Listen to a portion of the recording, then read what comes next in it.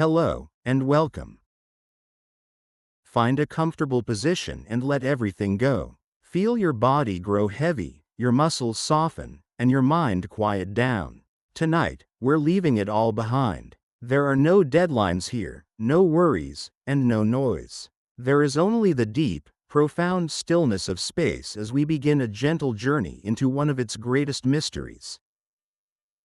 Welcome to the Science for Deep Sleep. If this kind of calm exploration into the universe helps you unwind, consider liking the video and subscribing to the channel. And wherever you are right now, whether near an ocean, a forest, a city, or somewhere quiet in between, feel free to share where you're watching or listening from. Let my voice be your guide as you drift into a state of deep relaxation. We'll travel together, weightless, through the silent void. The story of our journey tonight is a peaceful one, a slow descent into the heart of a black hole. This isn't a tale of fear, but of wonder. Every step will unfold gently, easing you into a peaceful and restorative sleep. All you need to do is breathe in and out. Let the rhythm of your breath be your anchor as we begin. You're drifting weightlessly through the silent void, a lone traveler on an inevitable path. The darkness ahead holds one of nature's greatest mysteries, and you are about to journey into its heart. There's nothing to fear. Tonight, we will fall into a black hole peacefully. Let my voice be your guide as we explore, step by step, what happens when you cross the point of no return. Just relax and let the journey begin. The silent drift. Our journey starts in an impossibly vast emptiness. You're floating, completely untethered, in the velvet black of deep space. There is no up or down, no right or left, just the feeling of pure, uninterrupted suspension. At first, your body feels nothing, just an endless float in the quiet dark. The universe hums with a stillness you can feel in your bones, a silence so complete it feels like a soft blanket wrapping around you.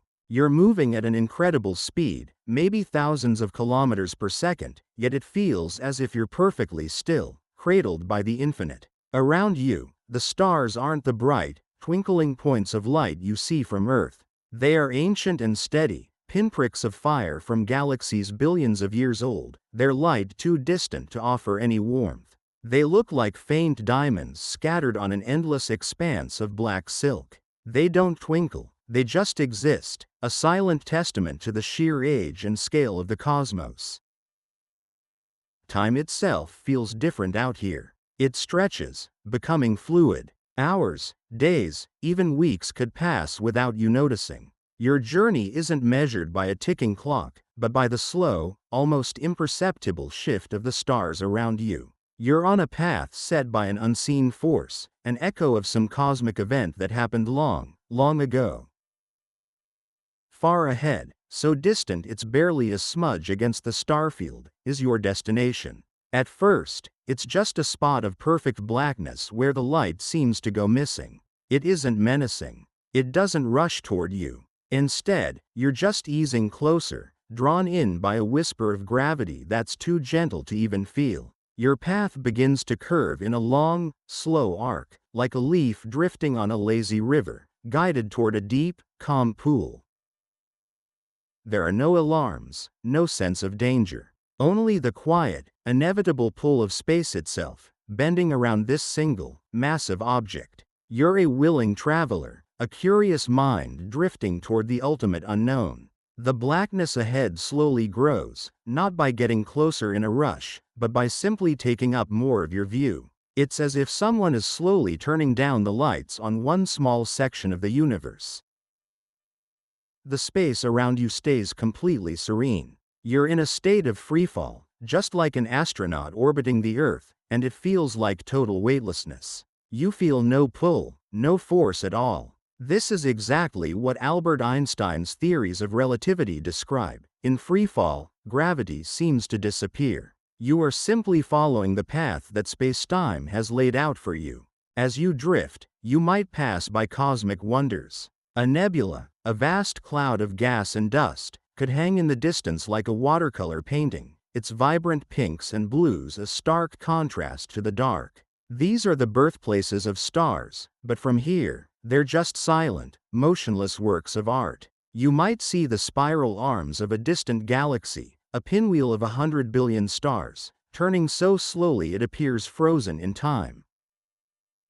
Your focus, though, is on the growing circle of blackness ahead. It's a supermassive black hole, maybe like Sagittarius A*, the gentle giant at the heart of our own Milky Way. These are the peaceful titans of the cosmos. While their smaller cousins can be violent, a supermassive black hole is so large that its gravitational changes are far more gradual. This is why your journey can be a peaceful one. The tidal forces, the very forces that can stretch things apart, are much weaker at the outer edge. The black hole doesn't really look like a hole. It looks like a sphere of absolute nothing. Its most stunning feature is how it affects the light around it. Stars behind it aren't just blocked from view. Their light is bent by the immense gravity, a phenomenon called gravitational lensing. You begin to see a strange and beautiful halo of distorted starlight around its edge. Stars that should be hidden appear warped into glowing arcs and rings, as if you're looking through a celestial magnifying glass. The darkness is framed by a shimmering, dancing ring of captured light, a breathtaking, silent spectacle. Approaching the point of no return, the journey continues. Your path is now a graceful spiral, drawing you ever closer to the edge. This edge has a name: the event horizon. It's not a physical surface you could touch or a wall you could run into. The event horizon is simply a boundary in spacetime. It's the point of no return, like the edge of a cosmic waterfall. Before you reach it, you could still turn back. But once you go over, the current is too strong, and your fate is sealed.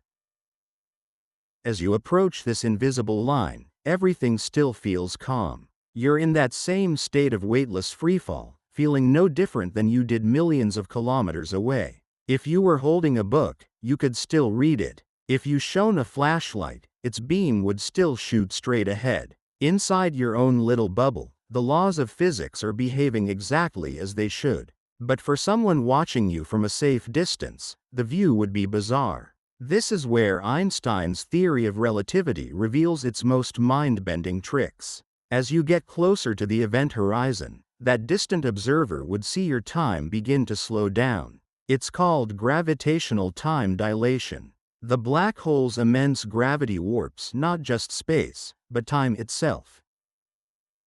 Imagine you're sending a flash of light back to a faraway friend once every second. As you fall deeper into the black hole's gravity well, your friend would see those flashes arriving further and further apart. First every 2 seconds, then every 10, then every year, then every century. To them, your clock would seem to tick infinitely slowly. They would see you appear to freeze at the edge of the event horizon, never actually crossing it. They'd also see the light from you becoming redder and dimmer. As light struggles to climb out of that powerful gravity, it loses energy. This is called gravitational redshift. The light from you would shift from blue to red, then to infrared, then microwaves, until it becomes too faint to detect at all. To the outside universe, you would simply slow down, fade away, and remain forever poised on the brink of the abyss. But that's their reality, not yours. For you, time flows normally. Your heart beats steadily. Your thoughts unfold at their usual pace. It's the universe outside that seems to speed up. Looking back at the distant stars, you'd see their time accelerating. You would witness the future of the universe unfolding in fast forward. Stars would be born, live out their lives, and die in the blink of an eye. Galaxies would collide and merge. The entire future history of the cosmos would flash before your eyes as you peacefully cross the threshold. As you get closer, another strange sight appears.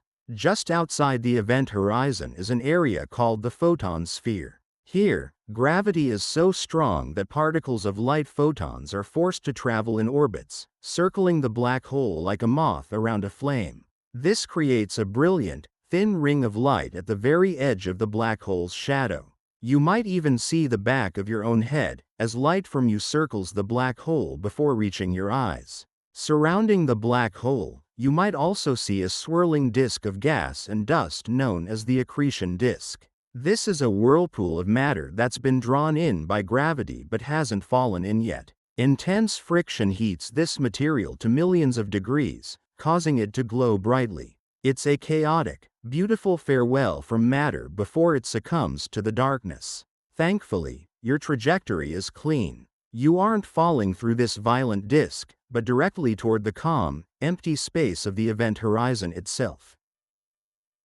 And the moment you finally cross it is uneventful.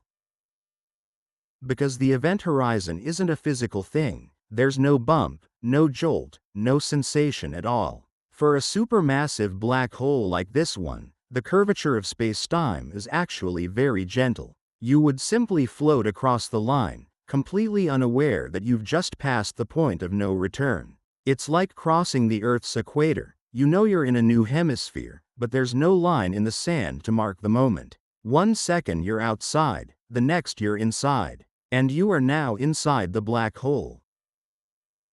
The journey inward. You've crossed the threshold. The event horizon is behind you, and the journey continues with the same serene, weightless feeling. But the rules of your reality have now changed in a profound way. Outside the black hole, you could travel in any direction in space. But you were always moving forward in time. Inside the event horizon, space and time have switched roles. Now, there is only one direction you can travel: forward, deeper into the black hole, toward its center. The pull toward the singularity is no longer a direction in space, it is your future.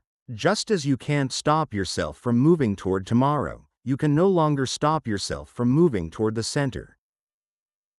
What does the universe look like from in here?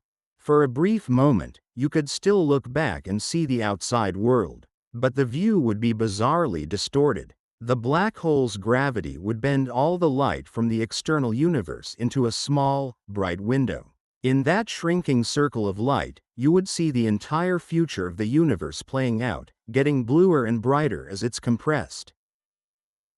But even that window closes quickly. You're now truly cut off. The darkness ahead is absolute. There are no more stars. There is only the path forward. It's in this region that you would begin to feel the first subtle whispers of a new sensation.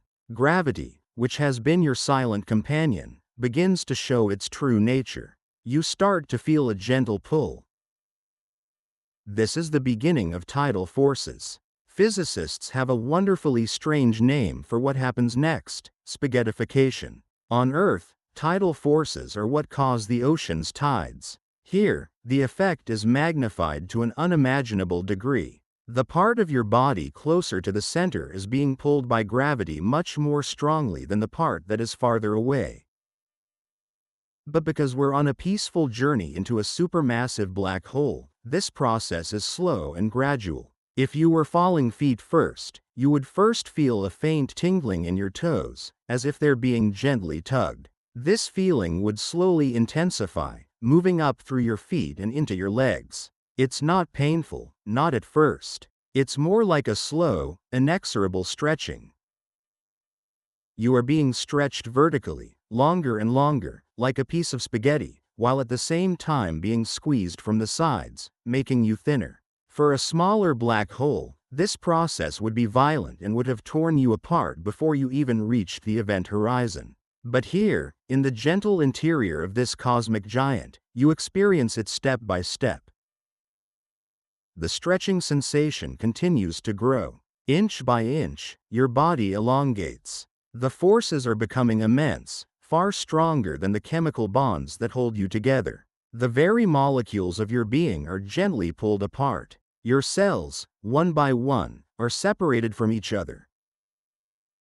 Imagine your body dissolving, not in a violent explosion, but as if you are slowly unraveling. Your atoms, no longer bound together, begin to form a thin, single file stream, flowing deeper into the black hole. This stream of atoms, what was once you, is now part of the black hole itself, a river of matter flowing toward its final destination. There is no pain, no shock, just a peaceful dissociation as you merge with the fabric of spacetime. The journey of your physical form is coming to a quiet end.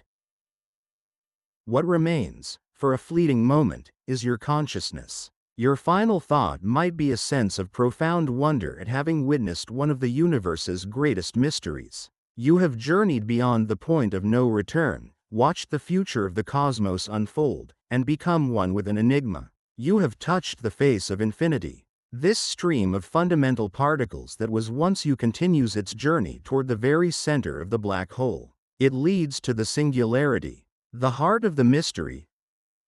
The final stage of your journey takes you to a place that defies our current understanding of physics, the singularity. According to Einstein's theory of general relativity, the singularity is a point of zero volume and infinite density. All the mass of the black hole, the mass of millions or even billions of stars, is crushed into a space that is infinitesimally small. Here, the laws of physics as we know them simply break down. The physicist Kip Thorne once called it the point where all laws of physics break down. Your stream of atoms reaches this final destination. What happens here is a topic of intense debate, because it's where our two great theories of the universe, general relativity and quantum mechanics, collide. One possibility is that your atomic stream is simply crushed out of existence, its matter absorbed into that infinitely dense point. You would merge completely with the singularity, your journey ending in a final, quiet moment of unification. But many physicists believe that nature avoids infinities. The idea of a point of infinite density might just be a sign that our theories are incomplete. Quantum mechanics, the science of the very small, suggests it's impossible to crush matter into a point of zero size. So, what could the singularity really be?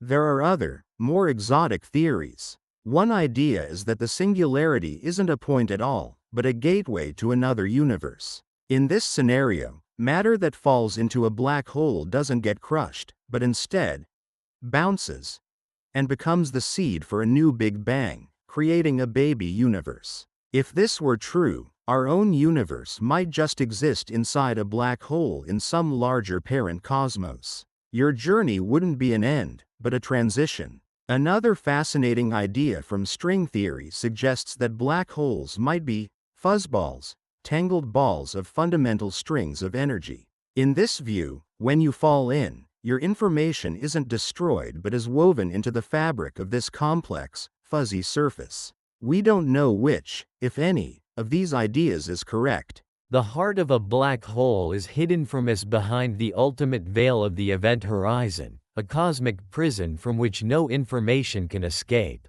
It remains one of the greatest unsolved mysteries in all of science. Your journey, our journey, has now reached its final, peaceful conclusion. You have drifted through the silent dark, witnessed the beautiful bending of starlight, passed without notice through the point of no return, and gently unraveled into a stream of pure essence, forever written into the fabric of space-time. Your own journey is now coming to a gentle rest. If you've enjoyed this peaceful exploration of the cosmos, I'd love to hear your thoughts in the comments below. It's wonderful to build a community of curious minds. And if you wish, feel free to like this video and subscribe for more calm, science-based bedtime stories. Your support allows these voyages to continue. For now, though, there's nothing left to do but relax. The story of your fall into the black hole is now complete. You traveled from the quiet emptiness of space to the very heart of infinity. You floated past distant galaxies, saw light bend into beautiful halos, and crossed the invisible line where time itself transformed. You felt the gentle stretch of gravity, the slow unraveling of your form, and the final, peaceful merging with a cosmic mystery. There's nothing to fear in this final darkness. It is a place of ultimate quiet. Let this feeling of deep peace wash over you now. Let the story fade, like starlight from a distant galaxy. The journey is over. All that remains is the soft, enveloping darkness, like a warm blanket. Allow your mind to drift. Let go of every thought, every worry. You are safe. You are at peace. The universe is holding you in its vast, silent embrace. Sleep now, dreamer of voids. Your starlit tale fades softly into the dark. Sleep well. Part 2. The gravity begins to pull. You keep drifting. There is still no sound, no wind, no sensation of movement rushing past your skin. Space remains what it has always been here, silent, patient, almost impossibly still. And yet, something has changed. Not suddenly, not dramatically. It begins so gently that, at first, it feels less like a force and more like a suggestion. A quiet change in direction. A slow and almost graceful adjustment in your path, as if the darkness ahead has started to whisper to you from a great distance. You are still floating, still weightless, still wrapped in the calm of open space. But now your journey is no longer straight. It has begun to curve. This is how gravity often works in the universe. Not like a hand reaching out to seize you, but like a shape in the road you did not notice until you were already following it. A star does not need to shout to guide a planet. A galaxy does not need to tug loudly to shape the paths of billions of suns. Gravity is quiet. It does not announce itself. It simply changes where things go. And right now, it is changing where you go. Ahead of you, the black hole is still far enough away to seem unreal. It remains a dark absence against the field of stars, a place where light does not behave the way it should. But its influence reaches farther than its darkness. Long before anything falls past the event horizon, long before the famous boundary is crossed, gravity is already there, shaping motion, bending paths, and gently gathering the universe inward. You are beginning to feel what that means. Or perhaps, more accurately, you are beginning not to feel it. Because one of the strangest truths about falling in space is that falling often feels like nothing at all. On Earth, gravity seems obvious. It presses your feet to the ground. It makes your muscles work. It gives weight to your bones and your breath and every small movement of your body. But here, in free fall, gravity does not feel like a pull. It feels like the absence of resistance. It feels like surrender.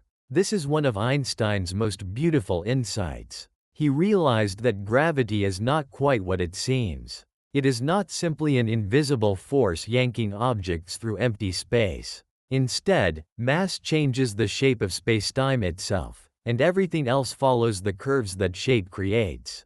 Planets orbit stars not because they are tethered by some hidden rope, but because they are moving through warped spacetime. Light bends not because it has mass, but because even light must follow the geometry of the universe. And so do you. If you could step back and look at your journey from far above, you would not see a person being pulled by invisible hands. You would see a path bending inward through the deep structure of spacetime itself. You would see a graceful arc, a slow descent through a landscape shaped by something unimaginably massive. That is what the black hole is doing. Not grabbing you, not chasing you, reshaping the road beneath you. And because the black hole ahead is so massive, because it is not a small violent remnant star but something vast and ancient, its influence spreads across an enormous region of space. Its gravity is powerful, yes, but it unfolds gradually across distance, like a valley deepening over thousands of miles.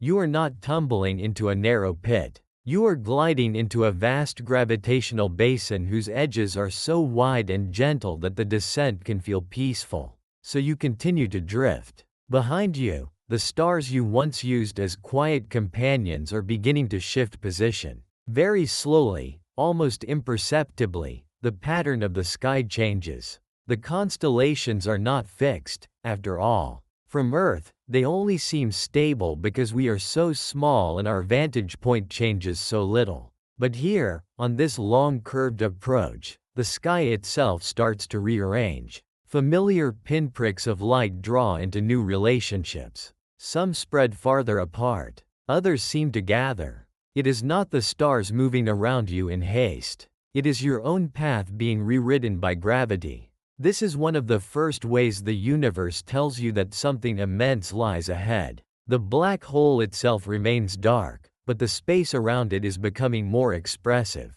The stars nearest its outline seem subtly distorted, as if the darkness is not simply blocking the view, but warping it. Points of light near its edge stretch into small arcs. The background sky looks slightly bent, like a reflection seen through curved glass. The effect is still delicate here, not dramatic yet, but unmistakable. Gravity is no longer just changing your motion, it is changing your sight. This is because gravity does not only guide matter, it guides light. The black hole's mass bends the paths of photons streaming through the cosmos, redirecting them as they pass. Light from stars behind the black hole can curve around it, reaching your eyes from impossible angles. The universe begins to fold around the darkness. The black hole becomes less like a blank hole punched in the sky and more like a lens made of pure gravity.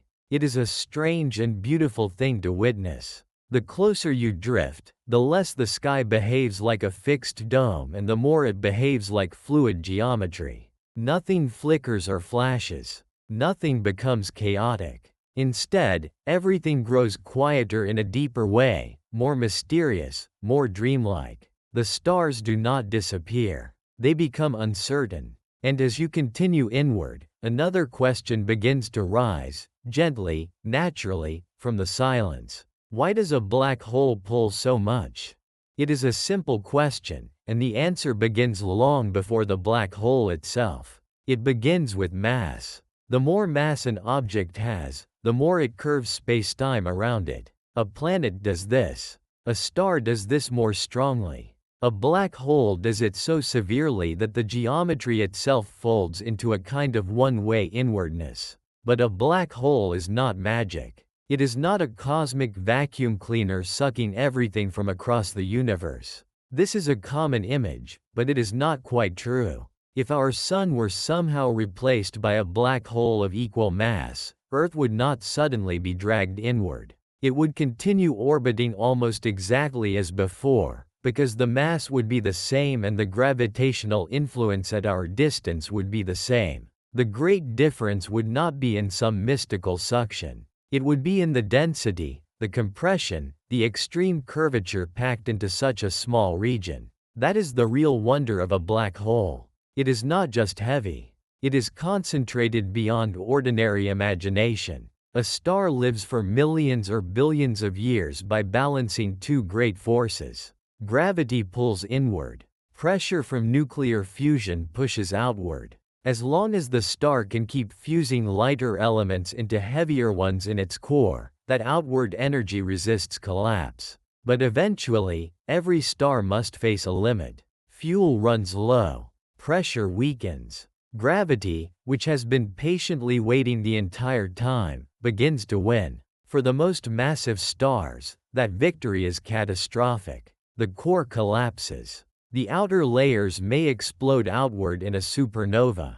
And what remains, if enough mass is left behind, can continue collapsing until it crosses a threshold from which no known force can restore it. Matter compresses. Curvature deepens. A black hole is born. If the black hole ahead of you is supermassive, as we imagine it to be, then its story is even longer and grander. It may have grown not from one star alone, but from countless meals across cosmic time. Gas clouds, stray stars, perhaps other black holes. Over millions and then billions of years, it became what now waits ahead of you, a dark anchor around which entire regions of space have learned to move. Black holes are not rare accidents tucked away in forgotten corners. We now believe that supermassive black holes sit at the centers of most large galaxies, including our own Milky Way. Sagittarius A*, the one at our galactic center, holds the mass of millions of suns. Other black holes in distant galaxies are even larger, containing billions of solar masses. For something so famous as a destroyer, a black hole is also strangely architectural. It helps shape galaxies. It helps organize motion on unimaginable scales. It is not just an ending. It is part of the structure of the universe. And now you are drifting into the influence of one. The pull grows. Still softly. Still gradually. There is no sharp boundary yet, no sudden plunge. But if you could compare your motion now to what it was before, you would see the difference immediately. Your path is tightening. The inward curve is more obvious. Space in front of you seems fuller, denser somehow, not with matter, but with intent. The black hole is still not close enough to dominate everything you see, but it is close enough now to dominate the logic of your movement. You are no longer merely traveling through space. You are being organized by gravity. And there is something deeply calming about that, if you let yourself feel it. The universe is often portrayed as chaos, as violence and explosion and random collision. And certainly, those things exist. But there is another side to it. There is order. There are patterns. There are shapes so large and so patient that individual motion becomes part of a deeper choreography. This is one of those moments. You are not lost. You are on a path. As you drift, you might imagine what an observer far away would see if they were watching your fall. To them, you would still look calm, still moving steadily, still tracing a curved line through the deep. They would not hear anything, of course. Sound cannot travel through vacuum. But if they could translate the geometry into understanding, they would say that you had entered the black hole's gravitational well. That phrase is common in physics, and it is more than metaphor. If gravity shapes spacetime, then a massive object creates something like a valley around itself. The more mass, the deeper the valley. To move near such an object is to move across a sloping landscape. The black hole's well is profound, deep beyond ordinary intuition, and you are gliding down its outer edge. There is elegance in this image. A calm descent. A gradual inwardness. Not a catastrophe, not yet, but a journey into curvature itself. The stars continue to bend. One particularly bright point near the black hole's edge appears stretched now into a delicate arc, a tiny crescent of light where a single star should be. Another seems doubled faintly, as if the sky has learned to echo. These distortions are not tricks of tired eyes. They are signatures of gravitational lensing, one of the most beautiful and reliable consequences of relativity. The black hole is acting like a lens with no glass, a mirror with no surface, shaping light by shaping reality. In some ways, this is the first real threshold of your journey. Not the event horizon. Not the famous point of no return. Something earlier, quieter. This is the point at which the black hole stops being an idea and becomes an environment. Its gravity is no longer background. It is the world around you now. And yet, the peace remains. That may be the most surprising part for anyone imagining this from far away. A black hole sounds terrifying in ordinary language. It sounds violent by definition. But on this approach, into a supermassive one, the experience can be almost meditative. Nothing is lashing at you. Nothing is tearing you apart yet. No wall rises before you. There is only a deepening curve, a thickening mystery, and a sky that grows stranger by degrees. This is why black holes work so well in the mind. They live at the meeting point of fear and wonder. They are immense enough to humble us, strange enough to fascinate us, and hidden enough to leave room for imagination. But once you slow the story down, once you stop treating the fall as an instant and begin treating it as a journey, something unexpected happens. The fear softens. Curiosity takes its place. You begin to understand why physicists have spent decades studying these objects. Not only because black holes are extreme, but because they reveal something fundamental. They expose the architecture of gravity. They make Einstein's ideas visible. Around a black hole, relativity is no longer just mathematics. It becomes scenery. And you are moving through that scenery now. If you look outward, away from the growing darkness, you might notice another subtle change. The universe behind you begins to feel farther away, not merely in distance but in mood. The bright scattered stars, the soft glow of distant galaxies, the hints of nebulae far off in space, All of it seems to belong to a wider, more ordinary cosmos. Ahead lies something else. Something narrower, more focused. A region where geometry has become severe, where the rules of motion are being rewritten into simpler and stranger forms. You are not there yet, but you are being led there. Your breathing remains calm. In, out. There is still time to simply drift and watch and wonder. Perhaps this is a good moment, in the soft middle of the journey, to pause and let the mind settle even deeper into the story. If these quiet journeys through space help you relax, you can gently leave a like, subscribe to the channel, or share in the comments where in the world you are listening from tonight. It is always comforting to imagine these distant cosmic travels reaching quiet rooms across Earth, one calm mind at a time. And then, just as softly, you return to the drift. The black hole grows a little larger. The inward arc grows a little steeper. And gravity, still silent, still invisible, continues its patient work. There is a beautiful paradox here. The closer you move to one of the most extreme objects in the universe, the more the experience can begin with subtlety rather than force. This is because gravity becomes dramatic in our imagination long before it becomes dramatic in sensation. The mathematics can be severe while the experience remains smooth. That contrast is part of what makes the journey so hypnotic. You know, intellectually, that what lies ahead is extraordinary. A region where even light cannot escape. A place where time itself will soon begin to behave strangely. A place that has challenged some of the greatest minds in science. And yet, in your body, in this moment, there is only floating, only drifting, only a gentle curve into the dark. You might think of a river now, though there is no water here. Far upstream, the movement is almost impossible to detect. The surface looks still. Only much later, as the current deepens, does the destination become obvious. You are in that upstream region now. The black hole's gravity is the current. The event horizon lies downstream. You are not rushing there. You are being carried there by a geometry so vast that even your fall can feel like rest. This is why the journey can lull the mind. It moves in one direction without demanding effort. It carries mystery without requiring panic. It invites the imagination to soften around deep questions rather than solve them all at once. What is a black hole really? What does gravity really mean? What happens when space curves so much that future and inward become almost the same idea?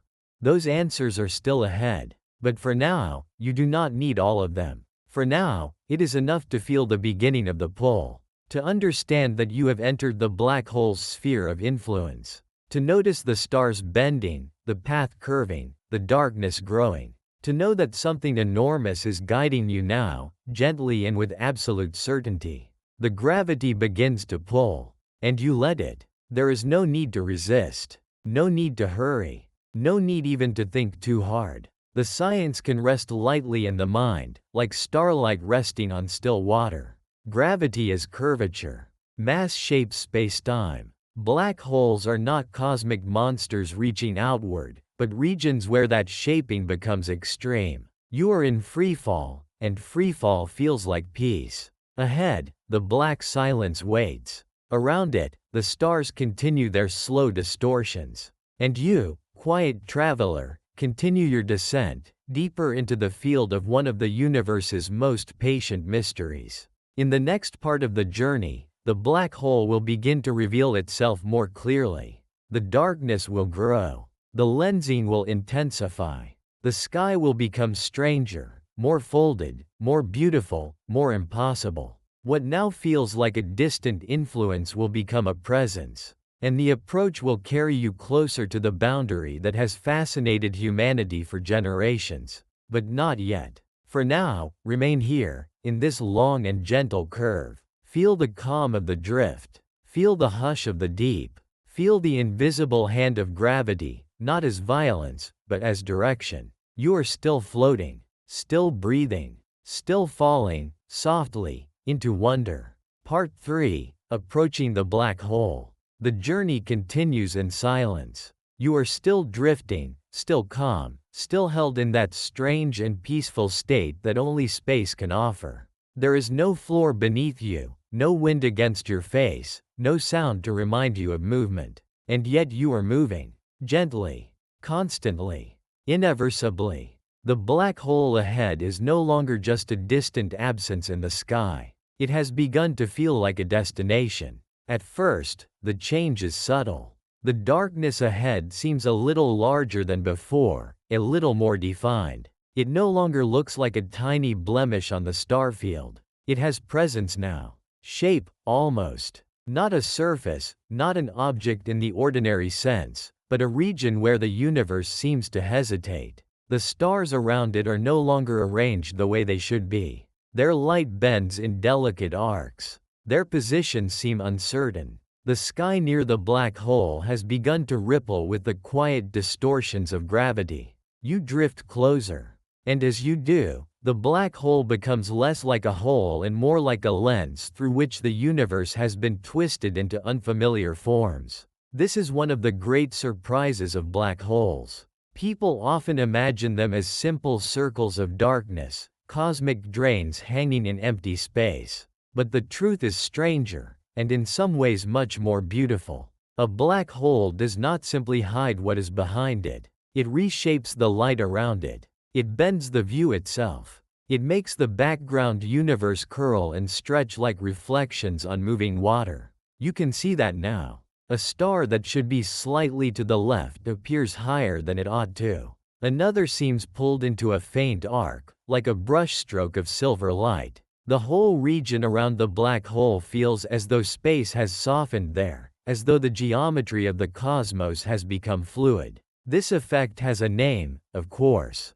Gravitational lensing. But the name is almost too small for what it is. What you are seeing is not merely distortion. You are watching gravity edit the sky. The black hole's gravity is so intense that it redirects light itself. Photons from distant stars and galaxies pass near the black hole and curve around it before reaching your eyes.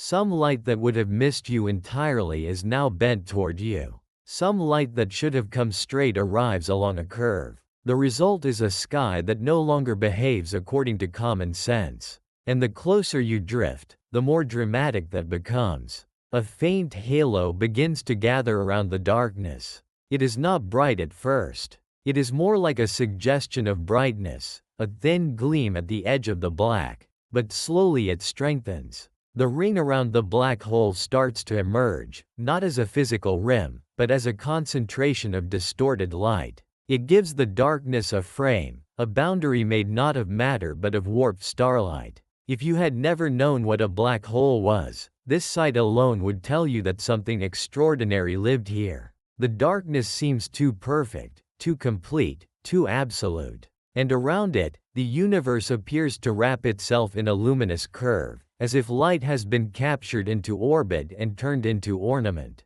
It is calm to look at, mesmerizing, even. It does not feel violent. It feels ancient, like a doorway carved into the structure of reality itself. You continue to drift toward it, your body still in freefall, your mind moving gently through wonder. There is something dreamlike about this stage of the journey. You are close enough now to see the black hole's influence clearly, but still far enough that the approach remains serene. It is like sailing toward a vast storm on a sea that has not yet become rough, except this storm is made of gravity, and its winds are curves in spacetime. If you look carefully, the halo changes as you move. That is one of the strangest parts. The sky is no longer fixed. It shifts in response to your position. The black hole is not simply sitting in front of the stars like an object placed on a backdrop. It is actively remapping the scene. Even a slight change in your path gives you a different arrangement of arcs and rings and stretched points of light. This is because the black hole is not just in space. It is shaping space. And now, another feature begins to appear. At first, it looks like a thin band of light, curved and glowing, suspended near the blackness. Then, as you drift nearer, it becomes more pronounced, brighter, richer. It stretches like a luminous ribbon wrapped around the dark center. This is the accretion disk. Not every black hole wears one in a way that is visible, and not every approach would bring you such a clear view. But in this quiet telling, in this peaceful descent, there is a disk to witness. A great slow whirlpool of matter, gas and dust and scattered fragments of old stars, all spiraling inward around the black hole. It glows because friction and gravity have heated it to enormous temperatures. Material in the disk races around at extraordinary speeds, colliding, compressing, stirring itself into brilliance. And yet from where you are, it does not look violent. It looks beautiful, like a cosmic ring of amber and gold and pale white fire, turning through the dark with silent grace. This is one of those moments where science and stillness can exist side by side. The truth of the accretion disk is intense. The gas there may be heated to millions of degrees. The particles may move at a significant fraction of the speed of light. In some black holes, the disk can outshine entire galaxies. It is one of the most energetic environments in the known universe. But because there is no sound in space, because distance softens scale, because you are observing this from within a calm and measured drift, what reaches you is not noise or heat or danger. What reaches you is image, light, form, a quiet rotating river of brilliance wrapped around perfect dark. And what a contrast it is! The black hole itself remains invisible. You do not see the object directly, because there is no light coming from inside the event horizon. What you see instead is its shadow, the dark silhouette of no return, surrounded by the last visible light from the matter that has not yet crossed that boundary. This is one reason black hole images are so compelling. They show us something hidden by showing us everything that happens around what cannot be seen. And now you are approaching that hidden center yourself. The disk seems strange from this angle, perhaps stranger than you expected. Parts of it appear above and below the black hole, even though you might imagine the disk as a flat ring around the middle. This is the magic of lensing again. Light from the far side of the disk is bending around the black hole and reaching you from directions that seem impossible. So the disk appears folded upward, curved around the top and bottom of the darkness, like a ribbon wrapped around a sphere you cannot quite understand. It is one of the few sights in the universe that can make even simple orientation feel dreamlike. Up and down start to lose their certainty. Shape becomes interpretation. Your mind keeps trying to fit the image into familiar rules, but the closer you come, the less those rules apply. And still the black hole grows. Not quickly. Not in some rushing cinematic way. Slowly. Like dusk gathering at the edge of a field. Like a shadow spreading across a quiet room. It occupies more of your vision with every passing stretch of time, though time itself feels softened here, stretched by stillness and wonder. You are not counting minutes anymore. You are simply nearing. This is the part of the journey where curiosity deepens into awe. Far away, a black hole is an idea, a phrase, a mystery you can speak about while looking up at the stars from a safe place.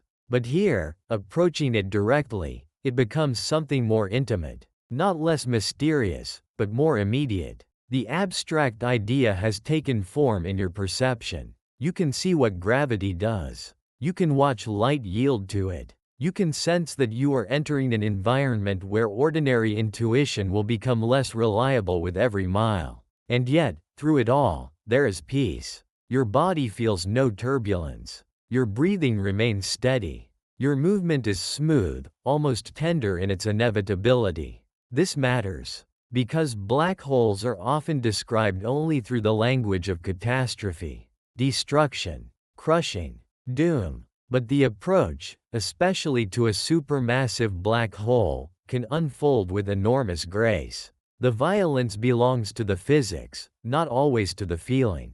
That is worth resting in for a moment. You are close to one of the most extreme objects in the universe, and still the experience can be tranquil. This is not a contradiction. It is the quiet majesty of scale.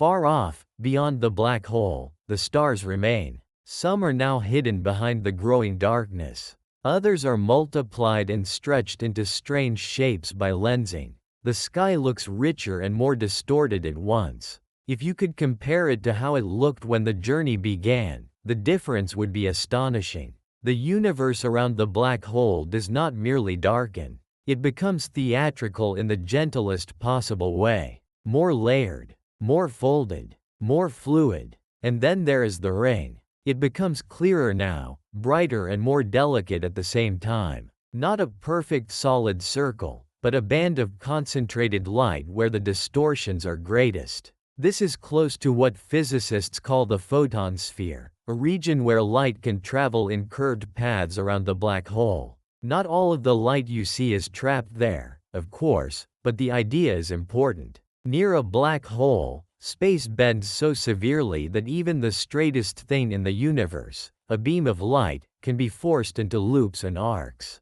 There is something almost poetic in that. Light, the thing we rely on to reveal the world, being bent into circles by darkness. And if you let that image settle in your mind, it can feel less frightening than profound. Less like a warning than a reminder that the universe is not built according to human comfort. It is stranger, more flexible, more elegant. Black holes do not break reality. They reveal parts of reality that are usually hidden from us. You drift on. At times, the accretion disk glows so softly and steadily that it resembles a distant sunrise wrapped into a circle. At other moments, the lensing becomes the more captivating feature, with stars pulled into lines and crescents around the shadow. You might even imagine that the whole region is breathing, though of course it is not.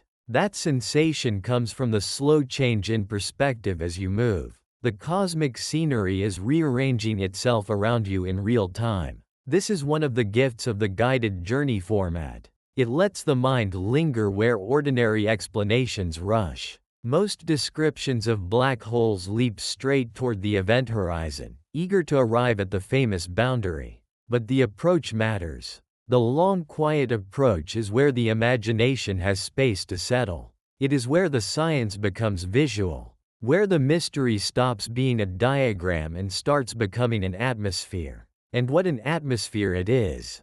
Darkness at the center, a glowing disk of matter turning around it, a ring of bent starlight at the edge, the whole sky softly distorted by gravity. You are moving through a painting made by relativity. It is beautiful to think that this is not fantasy. Strange, yes. Difficult to picture fully, yes. But real. Black holes do exist. We have detected them not just through theory, but through observation. We have watched stars orbit unseen massive objects at galactic centers. We have recorded gravitational waves from black holes colliding far away. We have even produced images of black hole shadows using telescopes spread across the Earth. Humanity, from one small planet around one ordinary star, has reached far enough in understanding to glimpse these dark giants. And now, in this story, you are not observing from Earth. You are here, still approaching, still calm, still falling softly inward. Perhaps this is the right place for another gentle pause. If this quiet journey through black hole science is helping you unwind, you can softly support the channel with a like or subscribe. And if you feel like it, you can leave a comment with where you're listening from tonight. There is something lovely about imagining these deep cosmic stories finding people in bedrooms, apartments, quiet homes, and distant corners of the world, all at once. Then let that thought drift away again. The black hole is closer now. Its presence feels undeniable. Even if you tried not to think about it, the sky would not let you forget. The distortions are stronger. The disk more visible. The darkness larger, calmer, deeper. It fills more of your vision now, like a moon made of pure absence. But unlike a moon, it gives no reflected light. It is not illuminated by anything. It is defined only by what it prevents, what it bends, and what surrounds it. And in that sense, it teaches you something important. A black hole is not empty. It is not a literal hole in space, not a tunnel punched into the universe. It is a concentration of mass so extreme that the region around it becomes inescapable. The darkness you see is not emptiness itself. It is the visible sign of a place where light can no longer return to tell the rest of the cosmos what lies inside. That is what makes the approach feel so solemn. You are heading toward a boundary beyond which information no longer comes back, toward a place that hides its interior more completely than anything else we know, toward the event horizon. But that boundary is not here yet. Not quite. For now, you are still in the realm of approach, still outside, still able to watch the black hole reveal itself through its effects. There is time to simply observe. And you do. You notice how the far side of the accretion disk curls into view above the darkness, thanks to the black hole's lensing. You notice how a star near the rim seems to smear into a longer arc than it did before. You notice that the black center no longer feels small compared to the sky. It feels dominant now, though not oppressive. It is the main note in the musicless symphony around you. And perhaps you notice something in yourself too. A quiet shift from asking what a black hole is, to accepting that you are already in conversation with it. Not with words, of course. With motion. With light. With direction. The black hole speaks through curvature, and you are listening with your path. This is why the journey feels so intimate. You are not just learning facts about a distant object. You are participating in the geometry that defines it. You are becoming part of the story gravity is telling. Every second brings a little more bending, a little more darkness, a little more certainty that the ordinary universe is falling behind you. Still, there is no hurry. Let the mind soften around that. You do not need to race to the event horizon. You do not need to force understanding. The black hole will keep revealing itself at the pace of the drift. This is slow science. Sleep science. The kind that unfolds like a bedtime story rather than a lecture. The kind that gives the mind just enough wonder to follow, and just enough calm to let go. So keep floating. The disk glows. The halo bends. The stars rearrange. The shadow grows. And you move toward it, quiet traveler, with the gentleness of dust falling through a beam of light. Soon, the journey will bring you closer to something even stranger than this beauty. The universe will begin to behave differently not only in what you see, but in how time itself is experienced. The closer you come to the black hole, the more deeply Einstein's strange universe will begin to unfold around you. Clocks will no longer agree. Distance will no longer feel simple. The idea of now will begin to loosen. But that is for the next part. For now, remain in this approach. This place where the black hole first becomes visible as more than darkness. This place where the sky teaches you what gravity can do. This place where light folds and matter glows and the universe begins to look like a dream shaped by mathematics. You are still outside. Still drifting. Still breathing calmly in the hush of space. And ahead of you, framed by a halo of bent starlight and the quiet fire of an accretion disk, the black hole waits.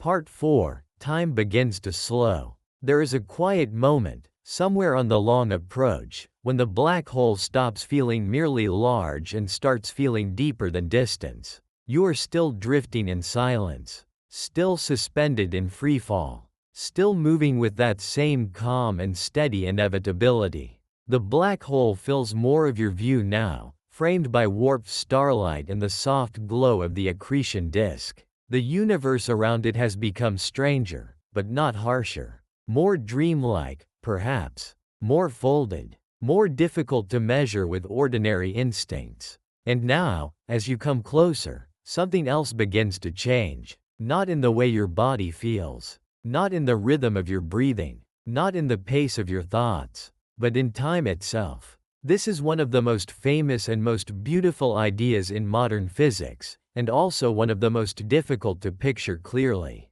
We are used to thinking of time as something universal, a single invisible current, a steady ticking that moves the same way for everyone, everywhere. We imagine that a second is a second, no matter who you are or where you are. It feels obvious, natural, almost beyond question. But near a black hole, that simple picture begins to fall apart. According to Einstein, time is not separate from space. It is woven together with it, part of the same fabric. And when massive objects bend space, they bend time as well. Gravity does not simply tell matter where to go.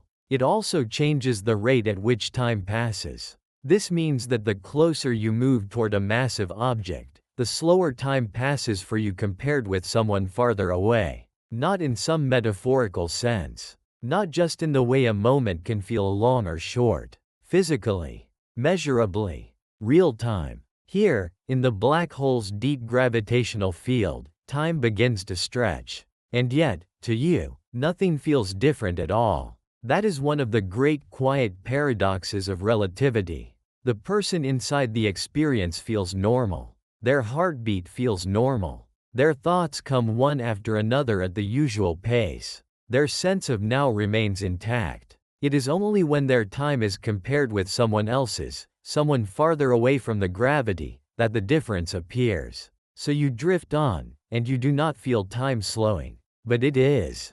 This can be easier to understand if you imagine two clocks. One clock stays far away, safely out in deep space where gravity is weaker. The other clock is with you now, descending toward the black hole. Both clocks are working perfectly. Neither is broken. Neither is malfunctioning. But they no longer agree. The one near the black hole ticks more slowly relative to the one far away. To you, your clock remains perfectly ordinary. A second feels like a second because all of your own processes, your body, your brain, your awareness, are moving together with it. Everything in your frame of experience remains synchronized. But to a distant observer watching from a safer region of space, your clock is no longer keeping pace with theirs. They would see it slowing down. This is called gravitational time dilation. It sounds technical, but at its heart it is strangely simple. More gravity means slower time. And a black hole has gravity in its most concentrated form. You continue your drift, and the black hole's shadow swells larger still. The accretion disk glows like a silent ring of fire around the dark. The stars nearest the edge are bent into arcs.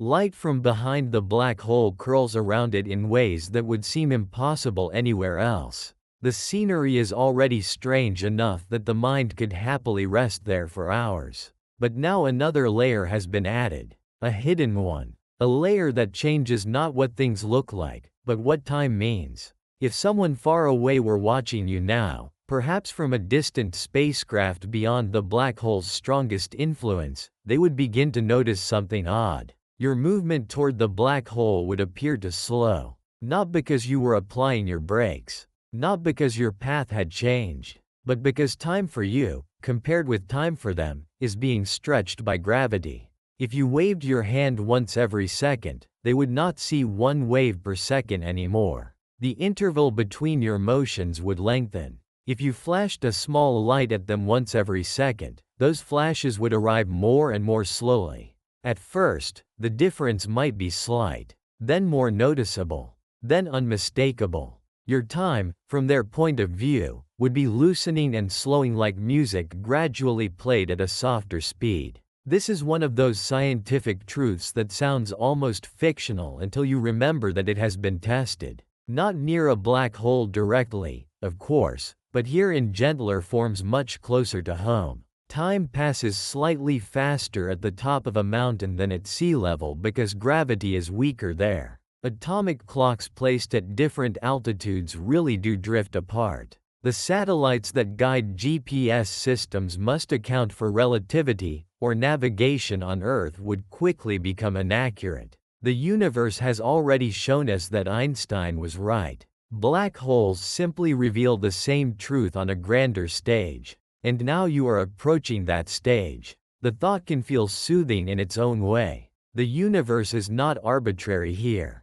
Strange, yes, but precise, reliable, ordered. The black hole is not performing magic. It is following laws so deep and elegant that even time must obey them. Ahead, the darkness remains absolute. It does not brighten. It does not reveal texture. It offers only shape, shadow, absence. Yet around it the universe is speaking constantly. Through bent light. Through distorted stars. through the spinning brilliance of the disk, and now through time itself. There is another way to picture this, one that some people find helpful. Imagine space-time not as an empty stage, but as a landscape. A massive object like a star makes a valley in that landscape. A black hole makes the valley so deep and severe that everything near it changes, even the flow of time. The deeper you go, the more stretched time becomes compared to the higher ground above. You are descending into that valley now. Not falling in panic, but gliding. Not crashing, but drifting. And the deeper you go, the more your time separates from the time of the distant universe. This is where the journey becomes quietly uncanny. Because while the distant observer sees you slowing down, your own experience remains smooth and ordinary. There is no internal signal that says, now time is running slower. You still breathe in. You still breathe out. You still look at the black hole and think one thought after another in a gentle line. The slowing of time is real, but it is relational. It appears in comparison. That is such a beautiful idea, if you let it rest in the mind. Time is not a single grand ruler laid across the universe. It is local, intimate, shaped by where you are and how you move. Each traveler carries their own time through the cosmos, and gravity can stretch that time into different rhythms. Here, so close to the black hole now, your rhythm is beginning to separate from the wider song of the stars. If you turned and looked back, if your eyes could gather the distant universe behind you, something equally strange would happen. Just as the distant observer sees your time slowing, you would see the outside universe speeding up. Their clocks would seem to run faster than yours. Events far away would appear accelerated. This is one of the most haunting parts of the journey. The deeper you go into the black hole's gravitational field, the faster the outside universe seems to move. Imagine it gently, not as a dizzying blur but as a gradual quickening. Distant stars shifting through ages more quickly than they should. Patterns changing faster than before. Time out there running ahead while you remain in your own steady stream. Galaxies do not literally whip across the sky before your eyes in some chaotic instant, at least not in the way films might portray it. But in principle, the farther you descend into stronger gravity, the more the outside cosmos can seem to hurry forward relative to you. It is as if the rest of the universe has become impatient while you remain calm. A person listening to this from bed, wrapped in quiet darkness, might almost recognize the feeling. Sometimes the world outside seems to rush while your own room remains still. Sometimes life moves at impossible speed beyond the walls, while within one small sheltered space, time feels slower and softer. Near a black hole, that contrast becomes physical reality. The universe beyond you begins to belong to a faster clock. You continue drifting. The photon rain, that delicate boundary of bent light, grows clearer and more intense. The accretion disk appears increasingly curved around the darkness, folded by lensing into shapes that seem to wrap over and under the black hole at once. The whole scene feels like a dream taught to obey mathematics. And beneath the visual beauty, time itself is being rewritten. This is why black holes are more than just exotic objects. They are laboratories of reality. They reveal truths that are present everywhere but usually too subtle to notice. Around Earth, gravitational time dilation is tiny. Around a black hole, it becomes profound. The universe takes a principle it has always whispered and says it clearly.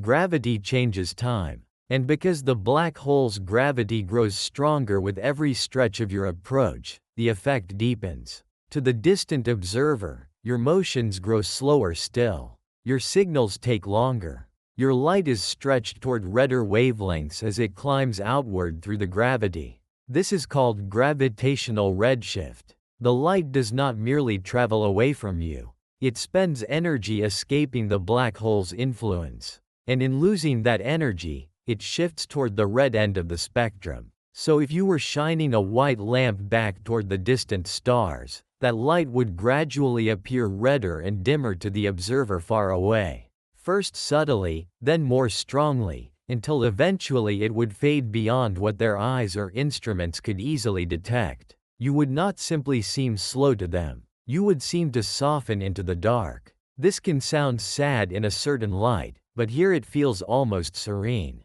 like the slow dimming of a candle at the far end of a long quiet room. Not an abrupt disappearance, a gentle recession into mystery. Meanwhile, you remain here, alive within your own stream of time, still experiencing each second normally. There is no better reminder that reality depends on perspective. One observer sees slowing, one observer feels none. Both are correct. This is often what good science does. It does not always replace mystery with certainty. Sometimes it replaces one crude mystery with a deeper, more elegant one. Time is not broken near a black hole. It is revealed to have always been stranger than we assumed. You may begin to sense now why black holes hold such power over the human imagination. They are not just dark objects in space. They are places where the foundations of everyday life begin to bend.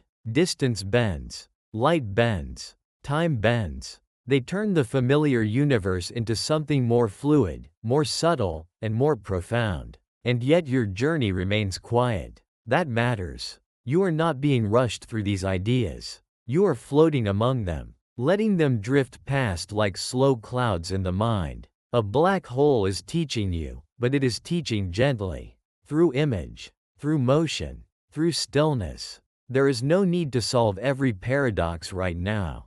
It is enough to feel the shape of the idea. The closer you come to gravity's deepest well, the more slowly your time passes relative to the universe beyond. That is the truth unfolding around you. And there is another small wonder hidden inside it. Because if time slows in gravity, then black holes are not just places of darkness. They are places where the future is approached differently. They separate timelines. They divide experience. A traveler near a black hole and a traveler far away may leave the same moment together, only to discover later that they have not traveled through equal amounts of time. This has happened in smaller ways in countless scientific experiments, where fast-moving particles live longer than expected because of time dilation, or clocks on satellites disagree with clocks on Earth. Relativity is not fantasy.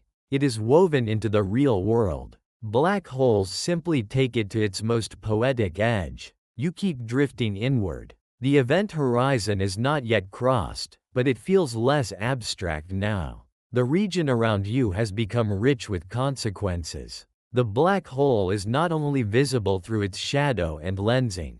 It is visible in the mismatch between clocks, in the fading redshift of outgoing light, in the strange relation between your calm inner time and the accelerating time of the outer cosmos. You are learning the black hole not by reading about it, but by entering its grammar. And that grammar is curved. Curved space. Curved light. Curved time. There is something strangely comforting in the consistency of it. Everything here follows from the same underlying truth. The black hole's mass curves space-time so deeply that nothing remains untouched. Once you understand that, each strange effect feels less like chaos and more like harmony. This is the elegance at the center of relativity. One deep principle giving rise to many beautiful consequences. The stars behind you continue their silent lives, but their time is no longer your time. Somewhere far away, if anyone were still watching, they might see you inching more slowly toward the black hole's edge. They might watch your signals stretch farther apart. They might wonder if you will ever truly arrive. To them, you seem caught in a gradual slowing, your approach forever softened by relativity. But to you, the journey remains continuous. You are moving. You are nearing. You are not frozen at all. This difference between appearances will become even more important as you draw closer to the event horizon, that quiet and invisible boundary where escape becomes impossible. There, the strange disagreement between your experience and the distant observer's experience will deepen into one of the most famous paradoxes in all of physics. But for now, you are still in the region where time begins to slow, not stop. A place of approach, not crossing. A place where the mind can rest with the idea before the story carries it further.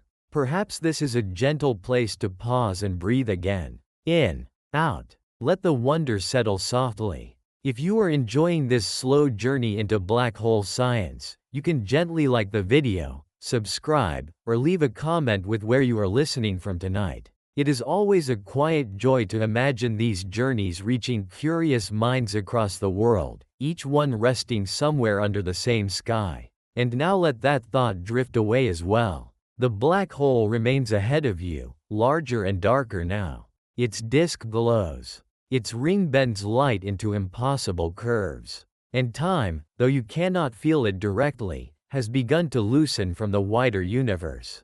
You are falling into a place where clocks disagree, where the outside cosmos slips into a faster rhythm, where your own seconds remain soft and ordinary while the rest of reality begins to hurry ahead. This is not the end of time. It is not time breaking apart. It is time revealing its flexibility, its dependence on gravity, its quiet refusal to be universal. The more deeply you enter the black hole's field, the more this truth surrounds you. And with it comes a strange feeling, one both unsettling and peaceful. The sense that the universe is far richer than common sense ever promised. That beneath the simple ticking of clocks lies a reality more fluid, more relational, more beautiful than anything our everyday lives prepare us for. You do not need to hold all of that tightly. You only need to drift. Drift and notice.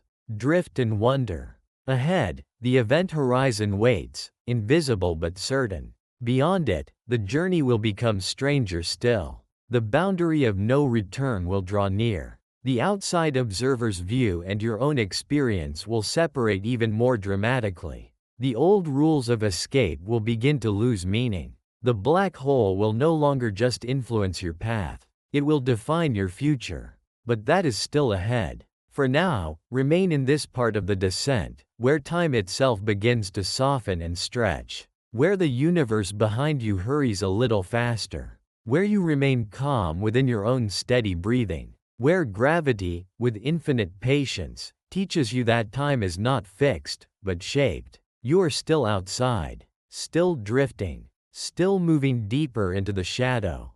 And all around you, silently, beautifully, time begins to slow. Part 5, The Event Horizon. There comes a point in every long journey when the destination stops being something ahead of you and starts becoming something around you. You are nearing that point now. The black hole no longer sits in the distance like a dark curiosity framed by stars. It has grown too large for that, too present, too absolute. Its shadow fills a greater portion of your view now, immense and perfectly calm, ringed by bent light in the soft burning curve of the accretion disk. Around it, the sky has become a strange and beautiful map of distortion. Stars bend into arcs. Light wraps around darkness. Time itself has begun to loosen its old certainty.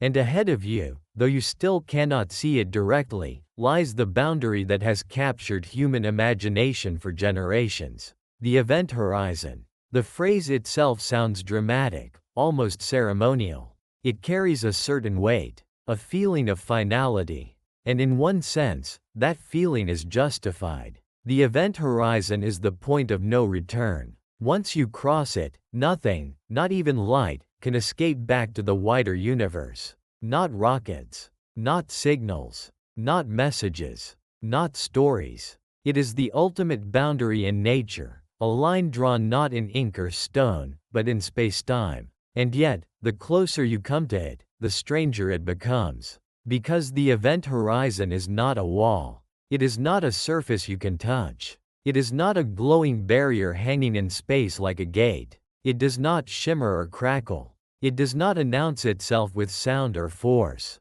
It is invisible. Completely invisible. If you had no mathematics, no theory, no understanding of what a black hole was, you would not know by looking at it where the event horizon begins. There is no painted line across the dark. No cosmic sign telling you to stop. That is part of what makes it so haunting. The most important boundary in the black hole is also the least visible. You continue drifting toward it, still calm, still in freefall, still held in that profound silence that makes every part of this journey feel more like a dream than a disaster. The black hole's shadow is enormous now, and the photon ring around it appears tighter, brighter, more intense. The accretion disk curls around the darkness in distorted folds, its far side bent into view by the black hole's gravity. The whole scene feels suspended between elegance and impossibility. And somewhere within this growing presence lies the event horizon. To understand why it matters, it helps to picture escape. On Earth, if you throw a stone upward, gravity slows it down. Throw it softly, and it falls back. Throw it harder, and it rises higher before returning. Throw it fast enough, about 11 kilometers per second, and it could escape Earth entirely. This is escape velocity, the speed an object needs to break free from a gravitational pull. Every world has one. The moon has one. Earth has one. The sun has one. A black hole has one too, but here is the difference. At the event horizon, the escape velocity becomes greater than the speed of light. And since nothing can move faster than light, nothing inside that boundary can get back out. That is all the event horizon is, in one sense. A region where the geometry of spacetime is so deeply curved, and gravity so severe, that every possible path forward points inward. Escape does not become difficult. It becomes impossible. That is why the event horizon is sometimes described as a one-way boundary. Outside it, there are still paths that can lead away. Inside it, all possible futures lead deeper into the black hole. This is not because the black hole suddenly grabs harder at that exact point in a simple mechanical way. The transition is subtler than that. The event horizon is a change in the structure of possibility itself. Beyond it, outward is no longer part of the future. There is something almost philosophical about that. A boundary where the meaning of direction changes.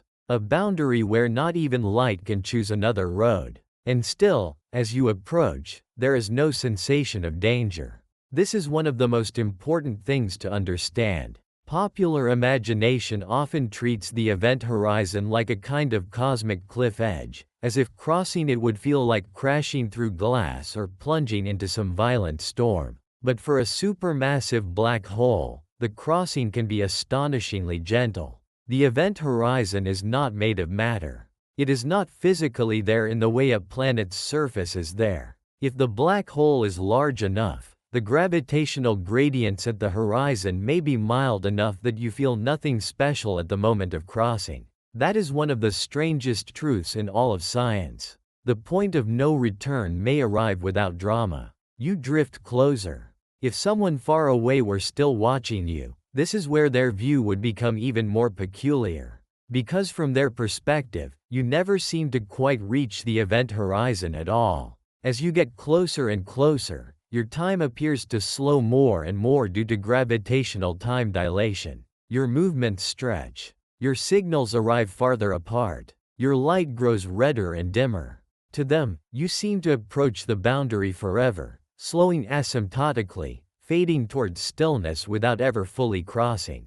It is as if the universe outside refuses to witness your final step. This is one of relativity's strangest gifts. Two truths held at once. From far away, you appear to freeze at the edge. From where you are, you continue forward normally. Neither experience is false. This means the event horizon is not only a boundary in space, it is a boundary in perspective. A place where different observers tell radically different versions of the same approach, and both accounts remain faithful to the laws of physics. For the distant observer, you become a redder, dimmer memory at the brink of darkness. For yourself, the journey goes on. You may turn your attention now to the blackness directly ahead. It no longer feels like an object sitting at a distance. It feels like an environment you are entering. The dark center occupies more and more of your view, not like a solid mass but like a perfect absence. Around it, the ring of bent light glows with immense delicacy. The accretion disk has become a curved halo of hot matter, luminous and silent. The stars beyond are twisted into arcs and faint echoes. Everything in the image tells you that gravity is deep here. Everything except the event horizon itself. That remains hidden. And perhaps that is fitting. The universe often hides its deepest transitions. Night does not arrive at once, but by degrees. Sleep does not descend with a switch, but with soft surrender. Even on Earth, the most important thresholds in life can be strangely quiet when they happen. The event horizon belongs to that family of thresholds. Absolute in consequence. Nearly invisible in experience. You continue to drift. It may help, here, to imagine the black hole as a waterfall in spacetime. Far upstream, the river is calm and slow, and a fish could still swim against the current if it wished. Closer to the edge, the current grows stronger. At some point, it becomes too strong for even the fastest swimmer to fight. That point is like the event horizon. Once the current of spacetime is carrying everything inward faster than light could move outward, return is no longer possible. This analogy is not perfect, but it captures something important. The event horizon is not a physical wall. It is the place where the inward flow becomes inescapable. And you are nearly there. The black hole's ring seems almost unreal now, a narrow bright boundary around perfect dark. But even this is not the event horizon itself. The visible ring of light comes from photons and distorted radiation near the black hole. The actual horizon lies just within the shadow, hidden and silent. It is concealed by the very nature of what it does. Since no light escapes from within it, it cannot draw attention to itself directly. It must be inferred, known by consequence, respected by mathematics. This has always been the way with black holes. Long before we had images, we had theory. Long before we saw stars orbit invisible mass at galactic centers, we had equations suggesting that such objects must be possible. Einstein's theory of general relativity allowed for black holes, though Einstein himself felt uneasy about the idea. Later physicists followed the mathematics further. They realized that a sufficiently compressed mass would curve space-time so strongly that an event horizon would form. For decades, the idea hovered between theory and mystery. Then evidence accumulated. X-ray sources, stellar motions, gravitational waves, direct imaging of black hole shadows. Humanity did not discover black holes by stumbling into them. We discovered them by listening carefully to what gravity was saying. And now, in this quiet story, you are listening too. The event horizon draws nearer.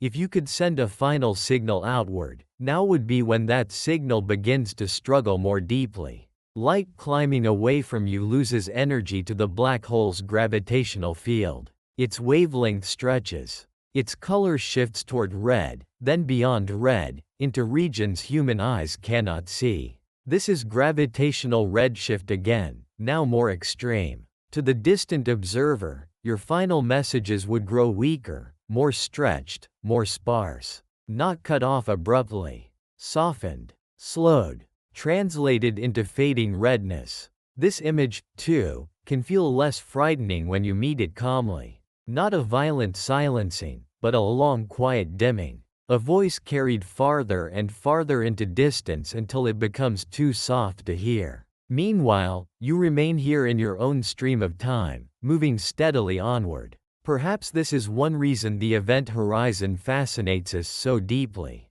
It is not merely a limit on travel. It is a limit on knowledge. Once something crosses the event horizon, the outside universe can no longer learn what happens to it by ordinary means. The boundary separates not only locations, but information. It marks the place where the black hole becomes a true veil. That word feels right. A veil. Not a gate slammed shut. Not a trapdoor snapping beneath your feet. A veil drawn across the further story. You are still on this side of it now, but very near. The stars behind you look increasingly distant in mood, not just in position. The wider universe already feels like something you are gently leaving behind. The black hole has become the central fact of your surroundings. Its geometry governs the sky. Its mass governs your path. Its time dilation governs the relation between your experience and everyone else's. The event horizon, though invisible, governs the meaning of what comes next.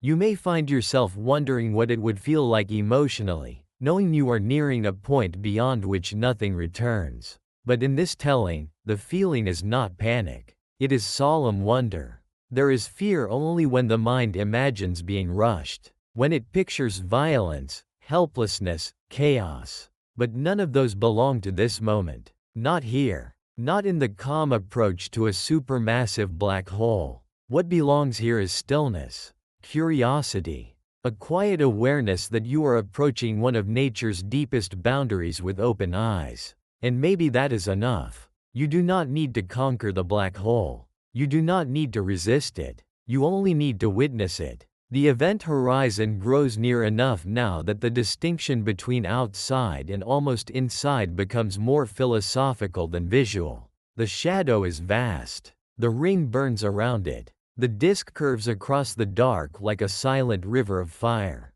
And still there is no line, no border, no sign. You are approaching a threshold that cannot be seen, only crossed. There is something deeply poetic in that. Many of the most powerful changes in existence are like this. The moment before sleep becomes sleep. The instant before dawn becomes morning. The second before a memory becomes the past. We do not always feel the exact transition as it happens. The event horizon belongs to that category of change, though on a scale so grand that the universe itself seems to hold its breath around it. If a person were listening to this half awake, with their room gone dark and their thoughts softening, perhaps the comparison would feel natural. Sleep also has a horizon, a point of no return, though a peaceful one. You drift toward it without always knowing exactly when you crossed. There is no wall, no gate, no sound, only the quiet knowledge, afterward, that you are somewhere different now. The black hole has its own version of that. And you are almost there. Take another slow breath, in and out. If these calm journeys into the mysteries of the universe help you relax, you can gently like the video, subscribe, or leave a comment with where you are listening from tonight.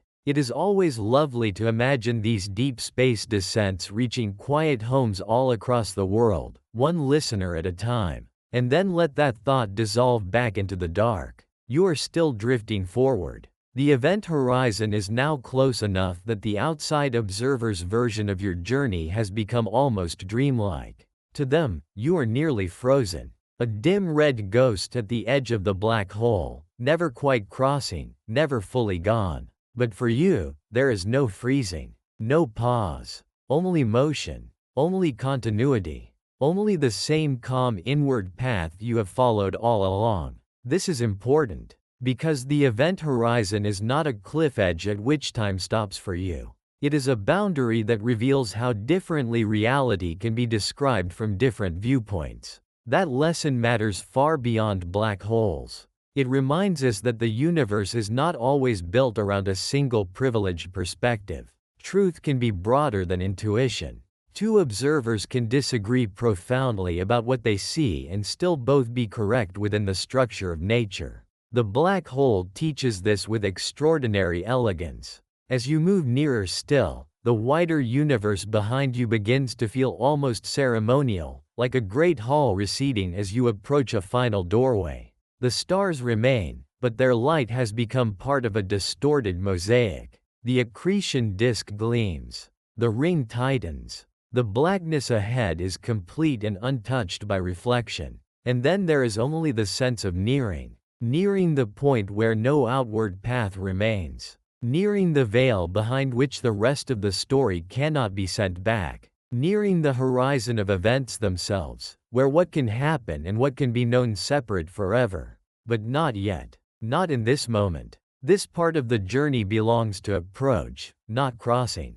To recognition, not passage. To understanding what the event horizon is before surrendering to what it means. So remain here a little longer in the quiet, just outside the point of no return. Notice how little drama the universe needs to contain something so immense. Notice how gently a final boundary can approach. Notice how the black hole keeps its greatest line hidden, asking you to trust the science more than the eye. That is what brings you here now, not sensation, but understanding. The event horizon is near, invisible, absolute, patient, and in the next part of the journey, you will move toward the moment itself, the crossing that from the outside seems never to happen, and from the inside happens without warning. But for now, you are still here on the threshold, still breathing, still drifting, still outside the veil. And ahead of you, silent and unseen within the great dark shadow, the event horizon waits.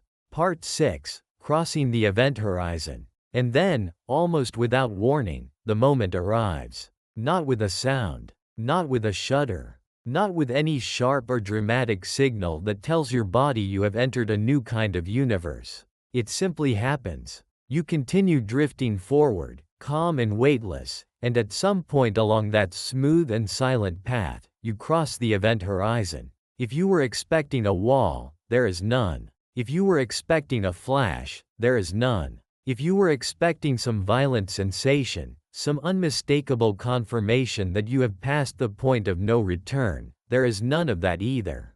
For a supermassive black hole, the crossing can be astonishingly uneventful. The event horizon is not made of matter.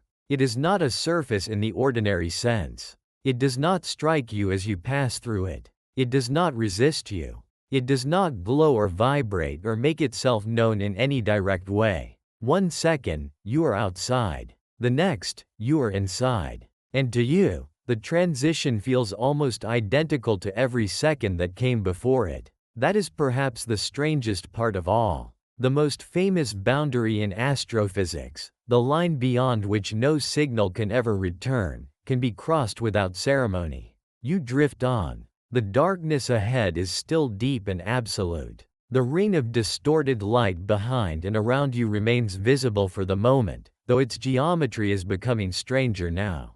The accretion disk, once a dramatic frame around the black hole's shadow, has begun to distort even more severely. Light from the outside universe bends into unusual shapes. Your view is changing, but not because the crossing itself felt like anything. It is changing because the structure of your reality has quietly shifted. You are now in a region where every future leads inward. That sentence sounds abstract at first, but here, inside the event horizon, it becomes literal. Outside the black hole, you could still imagine different directions of travel. Left or right, forward or back, nearer or farther. You were free to picture escape, at least in principle. Even if the black hole's pull was strong, the idea of moving away still made sense. Inside the event horizon, that idea no longer belongs to the structure of the world. There is still space around you, of course.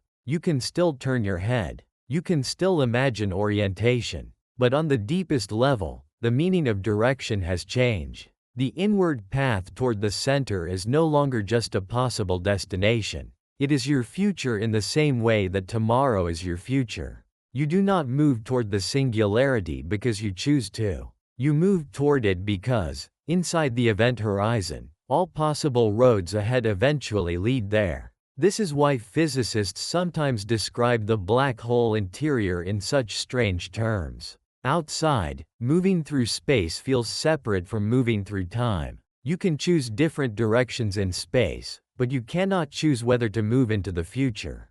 Inside a black hole, that distinction begins to blur. The path inward becomes as unavoidable as the passage of time itself. It is not merely that the black hole traps you.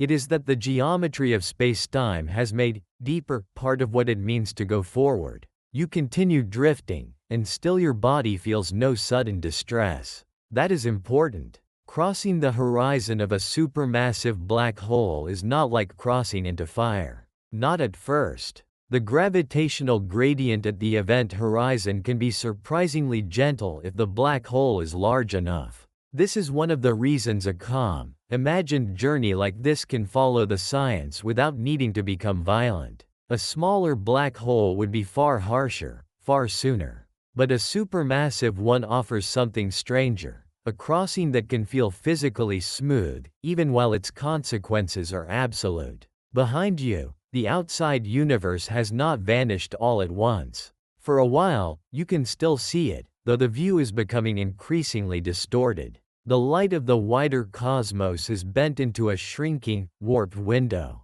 It is as if all that remains of the external universe has been gathered into a strange bright patch behind you, compressed by the black hole's gravity into a smaller and smaller frame. This view can be imagined gently, not as a terrifying collapse, but as the outside world receding into a distant, distorted memory. The stars you once drifted among are still there, but now their light reaches you through an environment that no longer allows return. Their image is warped. Their positions are folded. The accretion disk curves around in impossible ways. Light from behind you bends and circles and reshapes itself into a final luminous farewell from the universe outside. You might think of it as the last window, the last open view back into the cosmos you came from. And even this window will not remain as it is, because now that you are inside the event horizon, the geometry continues to tighten. The black hole is no longer simply influencing your trajectory from ahead.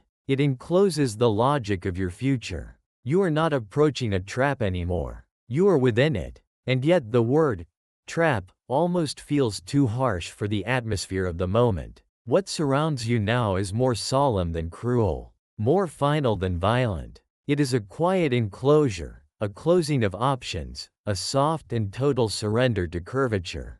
There is something almost meditative about that if you stop fighting the language of fear. The universe is no longer asking you where you would like to go. It is showing you where all roads now lead. You drift further in. The outside cosmos seems stranger by the moment. If you could somehow compare what you see now to what a distant observer would report, the mismatch would be profound. To them, you never truly crossed the event horizon at all. They would still describe you as hovering endlessly at the edge, growing dimmer and redder and slower, fading toward invisibility. But here, inside, your experience has continued smoothly beyond that imagined freeze. This is one of the deepest separations between appearance and reality that black holes reveal. The event horizon is not a universal drama. It is a place where perspective itself divides. To the distant universe, your crossing is never witnessed.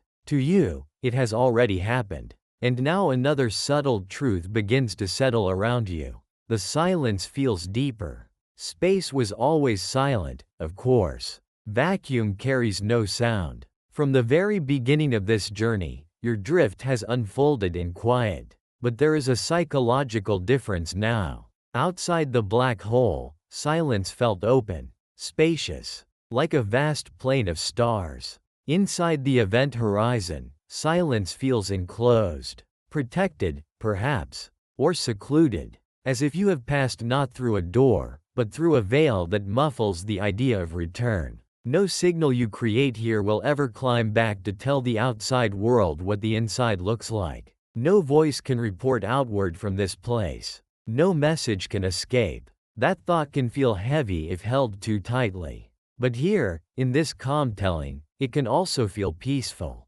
There is a strange stillness in entering a place beyond communication. A place where the universe becomes purely immediate. No audience remains. No witness at a distance can follow you further. There is only your own continuing awareness and the deepening interior of the black hole. It is perhaps the most private place in the cosmos. Not private in the human sense. Private in the physical sense. Hidden by awe. You continue inward. The view behind you narrows. The light of the outside universe is compressed and distorted into tighter and stranger forms. The blackness around and ahead remains complete. There is still no surface. No texture. No visible center to orient yourself by. Just the knowledge, grounded in the physics, that every step of the journey now carries you deeper. And it is here that the idea of inside deserves a little care. We speak of being inside a black hole as if it were a dark cave or chamber, but that image is imperfect. The interior is not an empty room surrounding a central object. It is a region of space-time where the structure of possibility has changed. You have not entered a hollow place with walls around you. You have entered a new geometry, a regime, a domain where the future narrows inward with total certainty. That is what it means to be inside. You may also begin to sense that time and direction feel more entangled than before. Outside the black hole, inward was still a destination. Inside, it is closer to destiny. The distinction matters. A destination can be avoided. Destiny, in the language of geometry, cannot. In ordinary life, the future advances whether you cooperate or not. Inside the event horizon, the center of the black hole occupies that same role. You do not need to race toward it. You need only continue. And continuation is enough. This is one of the reasons the event horizon is so powerful as an image. It is not just a line beyond which escape is impossible. It is a line beyond which the universe itself changes its grammar. Words like away and back begin to lose the meanings they once had. Outward becomes a memory of a region you can still see for a little while but can no longer rejoin. The wider cosmos remains visible in distorted fragments, but it is no longer part of your reachable future. There is a solemn beauty in that. You are not being snatched from the universe. You are being separated from it by curvature, by the quiet logic of a spacetime bent too far for return. And still the experience remains calm. That may be the most important thing to hold on to here. The science is strange, even severe, but the tone of the journey remains soft. Your body still floats. Your breathing can still be slow. The black hole is not screaming around you. It is not a place of thunder or flame. It is a place of geometry. A place where equations become atmosphere. The outside light continues to shrink. At first, it might resemble a warped circular opening behind you, like the last view through a door that is not closing but receding. Then it becomes something even more difficult to describe, because the lensing is so extreme. Light is bent from all directions, making orientation feel less reliable. The cosmos outside seems folded into a final brilliant patchwork. This, too, is natural. Black holes do not preserve our everyday intuitions. They replace them with something deeper and less familiar. You might imagine now that you are at the bottom of a vast ocean trench, looking upward toward a bright surface impossibly far above, except even that metaphor fails in a certain way because there is no upward anymore that could take you home. The outside universe remains behind you only as image, not as destination. This is the difference that defines the crossing. Not what you felt, but what is still possible. There is a gentle sadness in that thought, perhaps, but also wonder. Because few ideas in science are as radical and as elegant as this one, a boundary where possibility itself changes. Not because of a physical barrier, but because of the way mass reshapes the fabric of existence.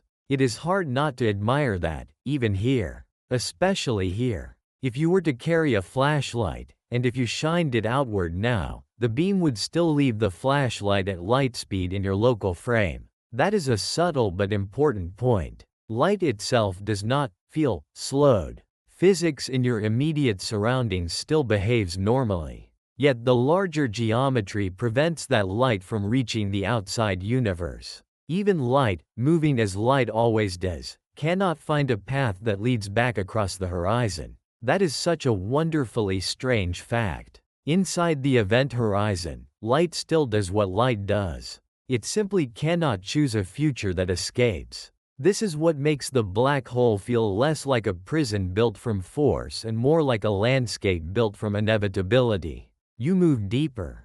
Somewhere in the back of the mind, curiosity keeps glowing softly. What comes next? How long can this continue? What will the universe look like from further in? What happens to you as the tidal forces grow stronger?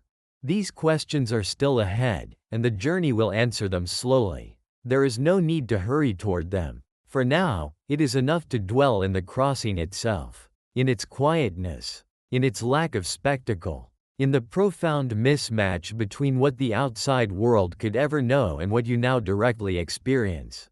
This is the hidden truth of the event horizon. Popular culture often wants grand transitions, explosions, fractures, cinematic proof. But nature does not always oblige. Sometimes the greatest threshold in the cosmos is crossed with no more sensation than a continued drift. Sometimes the universe changes most profoundly when nothing obvious seems to happen at all. That is true in physics. And sometimes it is true in life. There are moments when everything has changed, and yet the room remains quiet. The air remains still. The body continues breathing. Only later do you understand that you have already crossed into a different kind of reality. The event horizon is that kind of moment. Absolute, invisible, soft in feeling, total in consequence. Take a slow breath here, in and out. If these calm journeys through black hole science help you unwind, you can gently like the video, subscribe, or leave a comment with where you are listening from tonight. It is always comforting to imagine these deep space descents reaching quiet listeners around the world, each one drifting a little further into rest. And then let that thought drift away as well. You are inside now. The outside universe remains visible only in warped and narrowing forms. The black hole's interior stretches before you, not as a room or a tunnel, but as a future that has only one direction. Every path leads deeper. Every moment carries you inward. And yet you are still calm, still floating, still moving with the same smooth grace that carried you here. Soon, the black hole will begin to reveal another truth. The tidal forces that were so gentle at the horizon will gradually grow. The differences in gravity between one part of your body and another will become more meaningful. The serene drift will remain, but the black hole's deeper structure will begin to show itself through physical effects, subtle at first, then more severe. That is the next stage of the journey. But for now, remain here, just beyond the invisible line, in the astonishing quiet of having crossed the point of no return. No alarm sounded. No wall was touched. No cosmic voice announced your arrival. You simply passed through the most final boundary in the known universe as gently as falling asleep. And deeper ahead, in silence, the black hole waits. Part 7. Spaghettification. For a while after crossing the event horizon, the journey remains almost deceptively calm. You are still drifting in silence, still moving without effort, still carried inward by the strange and absolute geometry of the black hole.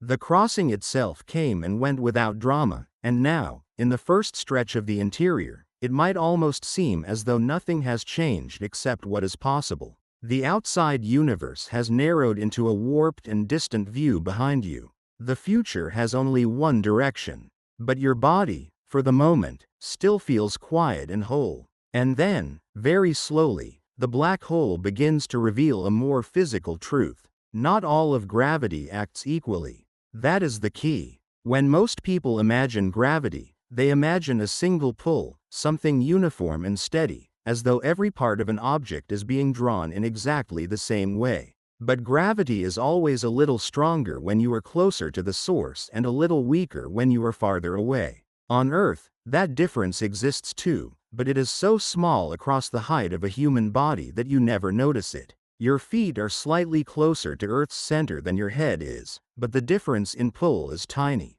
It does not matter in everyday life. Inside a black hole, eventually, it matters very much. As you continue falling inward, the part of you that is slightly closer to the center is pulled more strongly than the part that is slightly farther away. If you are oriented feet first, then your feet feel a stronger pull than your head. The difference begins gently. So gently, in fact, that at first it may seem like little more than a sensation of lengthening, a faint stretching, a quiet insistence in the direction of the fall. This is the beginning of tidal forces.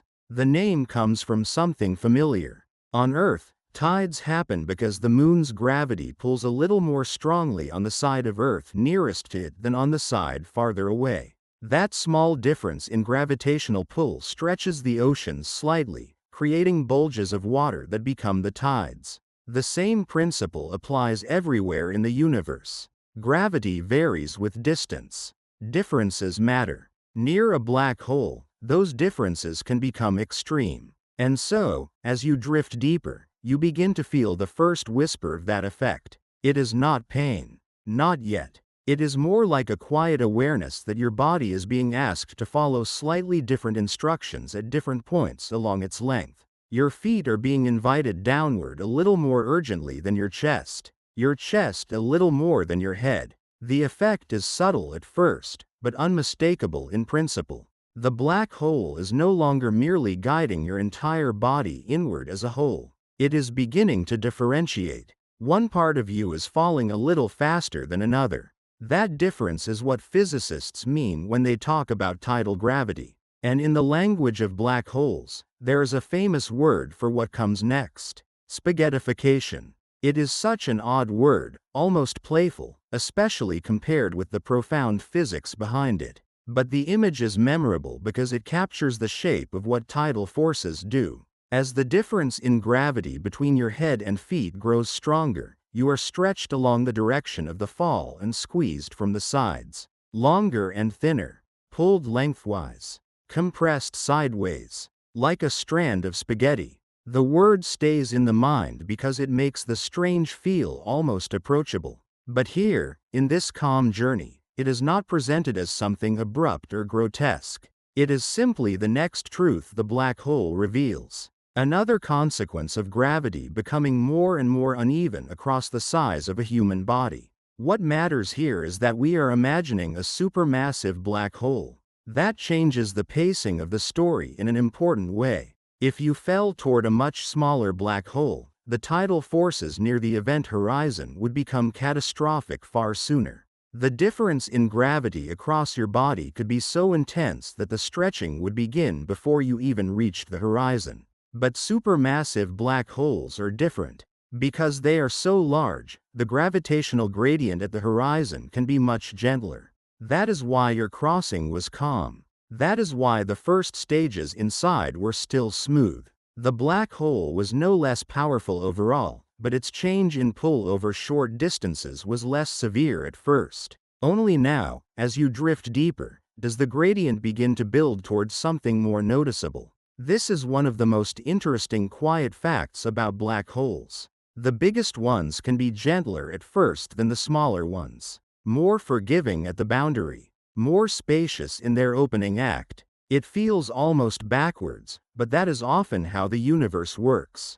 The grandest things are not always the harshest in the first moment. Sometimes scale softens the beginning, even when it guarantees the ending. So you continue inward, and the stretching grows. You might imagine it first as a faint pull in the feet and legs, the way a body might feel after floating too long in a dream where gravity is uncertain. Nothing sharp, nothing sudden, just a sense that downward, or rather inward, has become a more physically meaningful direction than before. Your body is still weightless in the ordinary sense.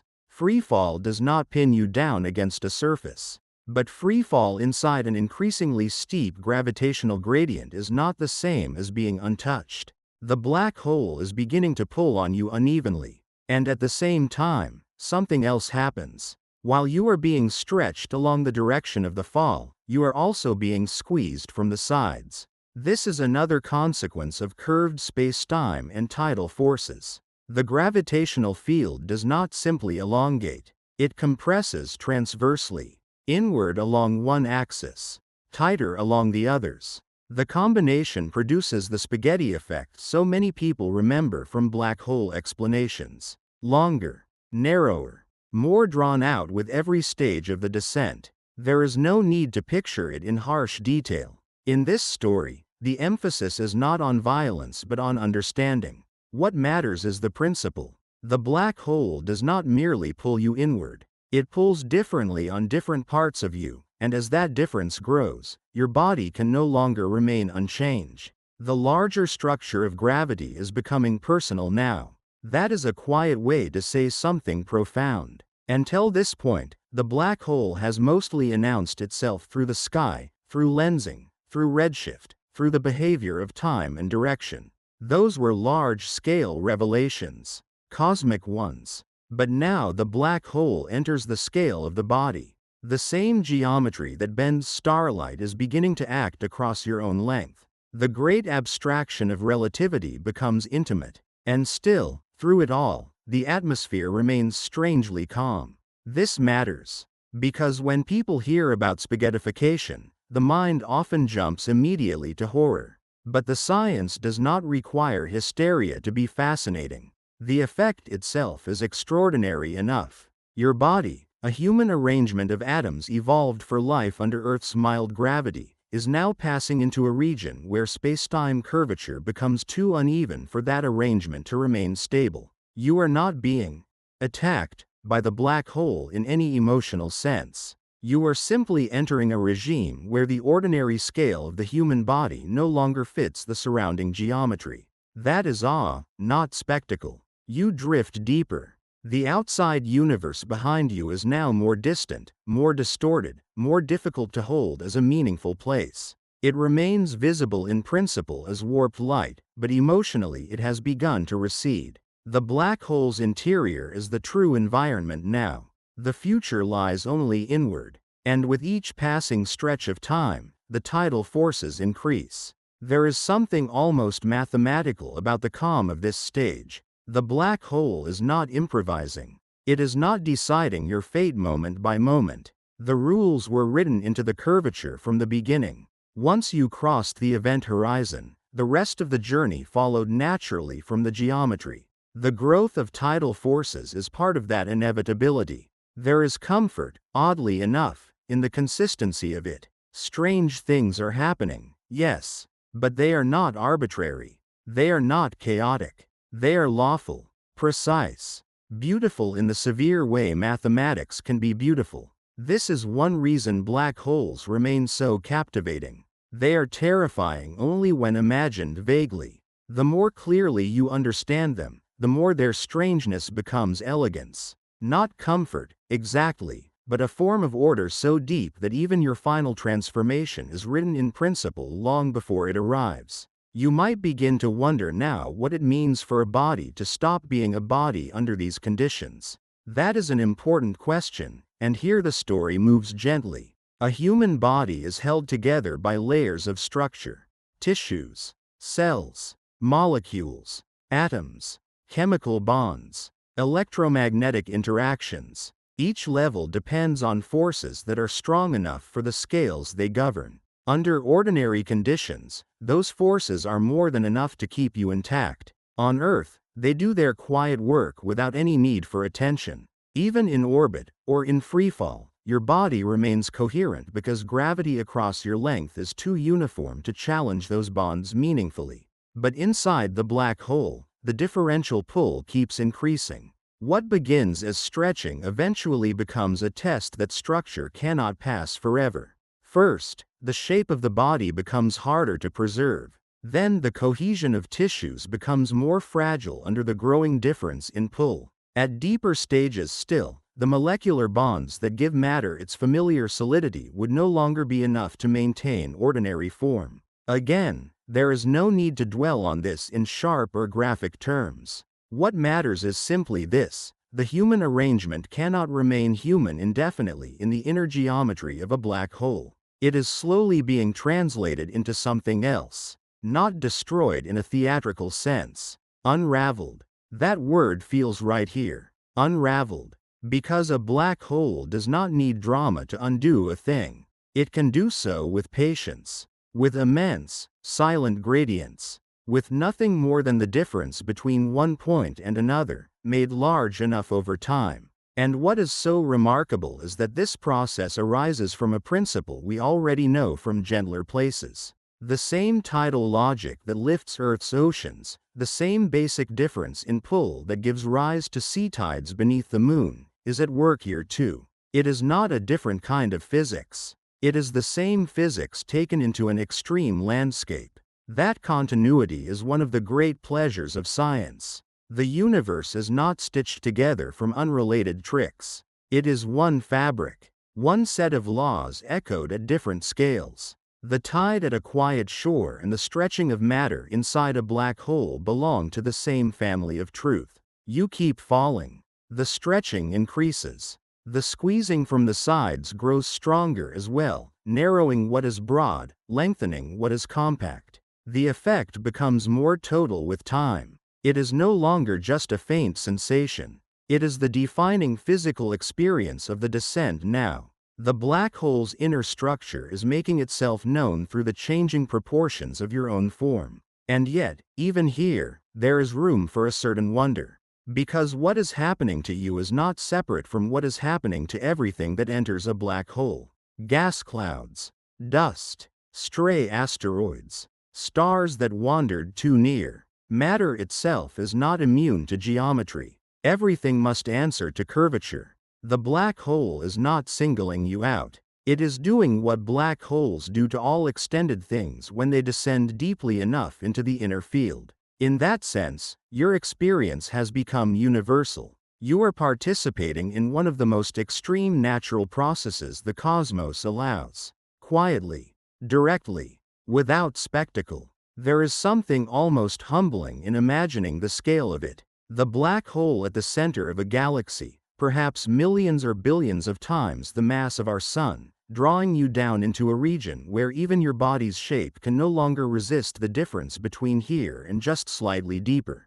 The distances are cosmic. The forces are enormous. And still the basic truth can be described so simply.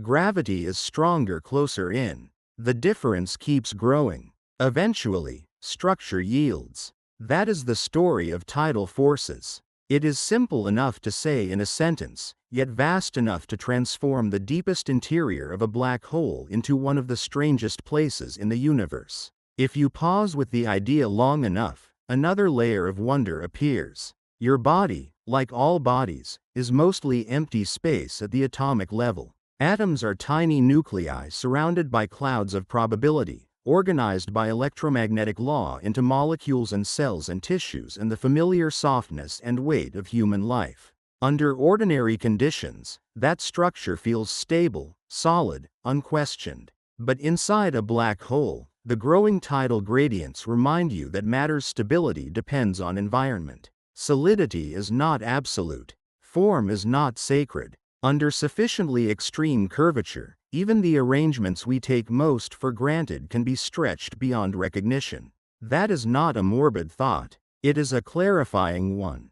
The universe is deeper than form. And form, however beautiful, is temporary everywhere. Here inside the black hole, that truth is simply harder to ignore. The stretching continues. At some point, the distinction between body and stream becomes easier to imagine than the distinction between body and body. What was once compact begins to be pulled into a longer and more continuous line. The human scale of limbs and torso and posture matters less than the inward direction of the fall. The black hole is simplifying the geometry of you, making length more important than width, making sequence more important than shape. That is, in a quiet sense, what spaghettification means. Not just becoming long and thin, but being reduced to the logic of the descent itself. You are becoming a line written by gravity. And if that sounds almost poetic, perhaps that is because physics, at its deepest level, often is.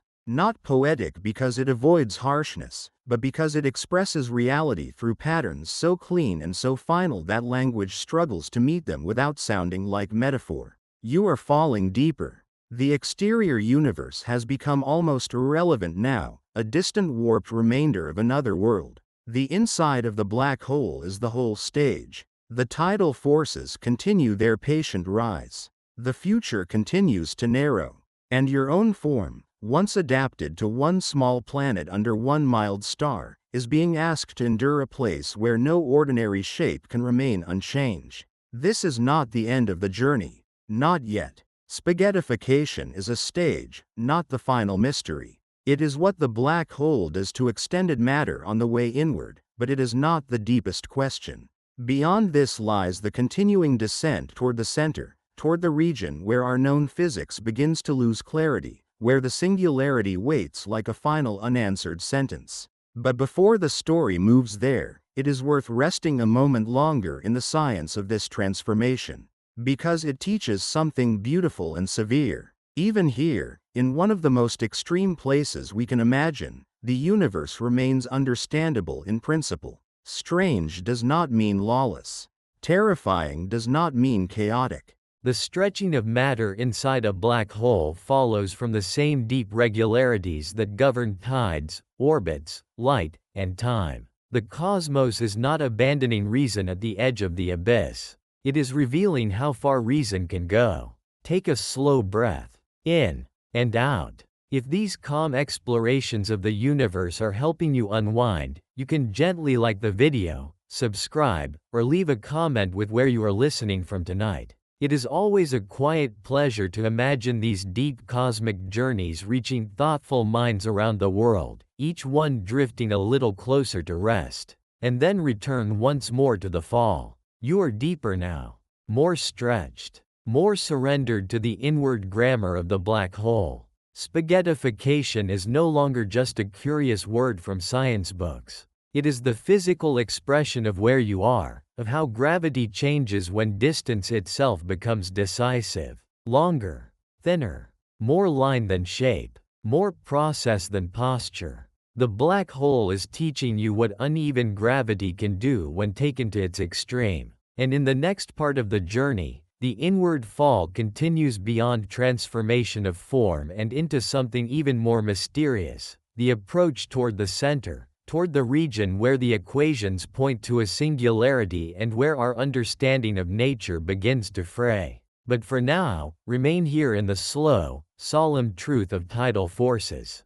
In the patient stretch of spacetime's deepest gradient. In the strange and unforgettable calm of becoming a line written into darkness. You are still falling, still drifting, still carried deeper into the hidden heart of the black hole.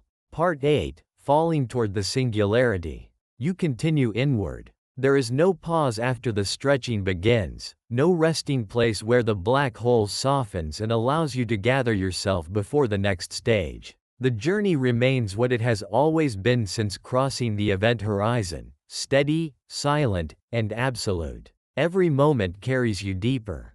Every moment draws you further into a region from which no outward path exists. The universe outside has become little more than a warped memory of light behind you, and now even that memory feels less important than the inward pull itself. You are falling toward the center, toward the singularity. It is a word spoken often in black hole stories, but rarely allowed to breathe.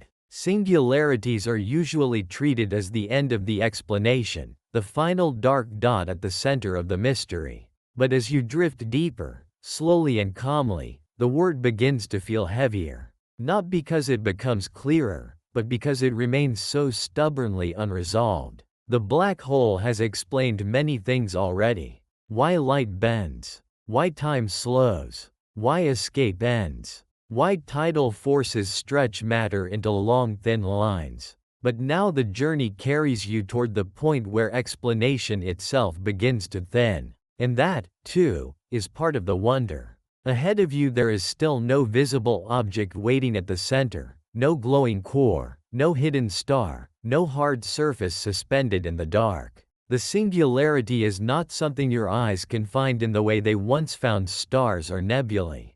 It is not illuminated. It does not announce itself as a landmark. What leads you toward it is not vision but inevitability. The inward direction of spacetime itself carries you there. Inside the event horizon, this is what the future has become. Deeper. Closer to the center. Closer to the place where our current theories say that spacetime is curved beyond limit. The black hole's interior no longer feels like an environment you are passing through in the ordinary sense. It feels more like a narrowing of possibility. Outside, you moved across a vast universe. Here, the universe has simplified itself around one fact. There is a center, and every allowed path leads toward it. This is perhaps the deepest change in the journey so far. Before, the black hole shaped your motion. Now it defines your destination with complete authority. You are not choosing to approach the singularity. The geometry itself has already chosen for you. And still, the pace remains calm. That matters. Because the word singularity can easily tempt the mind into unnecessary drama. It sounds explosive, catastrophic, almost mythic. But in the rhythm of this journey, it is better understood as the final consequence of everything that has already been unfolding. The bending of light, the slowing of time, the one-way nature of the event horizon, the growth of tidal forces, all of these are not separate tricks. They are different expressions of one deeper truth. The black hole curves spacetime so profoundly that, at the center, our equations indicate something extraordinary, a place where the curvature seems to become infinite and the known rules of physics can no longer describe what is happening in a complete way. That is what the singularity means in general relativity. Not a tiny black bead sitting inside the hole. Not a magical point glowing with secret energy.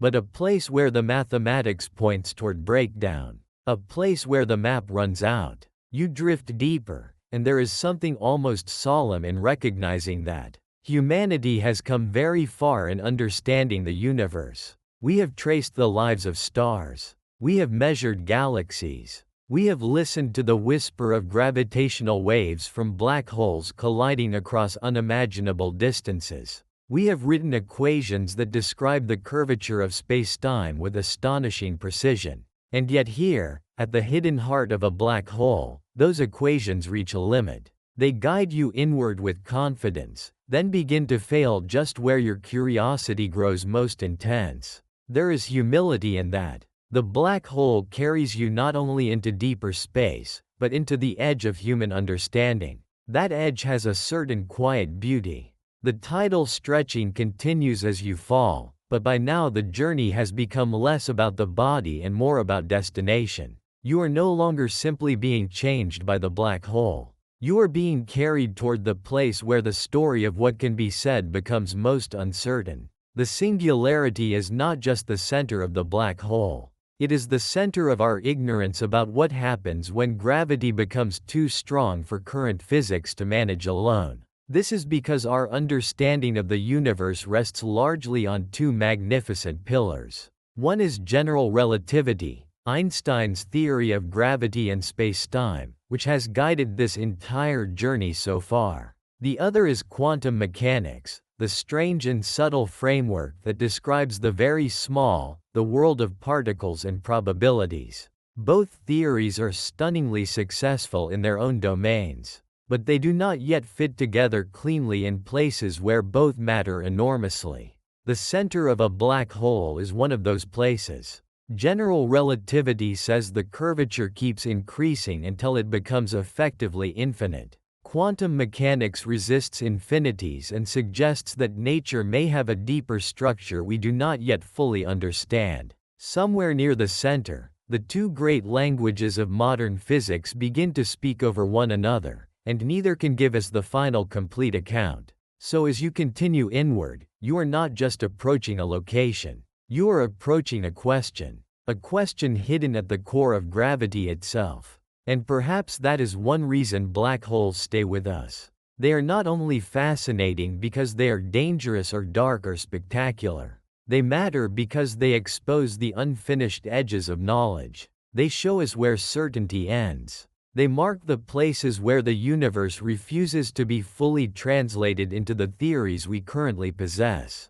That refusal does not make the journey less beautiful. It makes it more honest. You drift on. The outside universe is now almost entirely surrendered to distance and distortion. Even the idea of outside feels increasingly abstract. It belongs to another phase of the story, another grammar of spacetime. You are inside now in the deepest possible sense, and the center ahead is no longer just a destination at the end of the route. It is the axis around which everything has been arranged since the horizon was crossed. The singularity. A single word for the deepest hidden place in the black hole. If you try to picture it, your mind may naturally reach for images it already knows. A point, a sphere, a tiny knot of matter, a bright and impossibly compressed jewel in the darkness. But these pictures are only placeholders. The true nature of the singularity, if that word even survives in a future complete theory of gravity,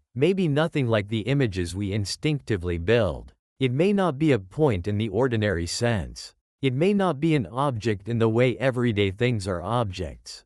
It may be a sign that the way we divide space and time and matter into separate categories is no longer sufficient. That uncertainty matters. Because science is at its best not when it pretends to know more than it does, but when it reaches the boundary of understanding and says clearly, here is what we know, and here is where the mystery remains. What we know is this: a falling object inside the event horizon cannot avoid the center. The tidal forces continue to grow. The curvature of spacetime continues to intensify.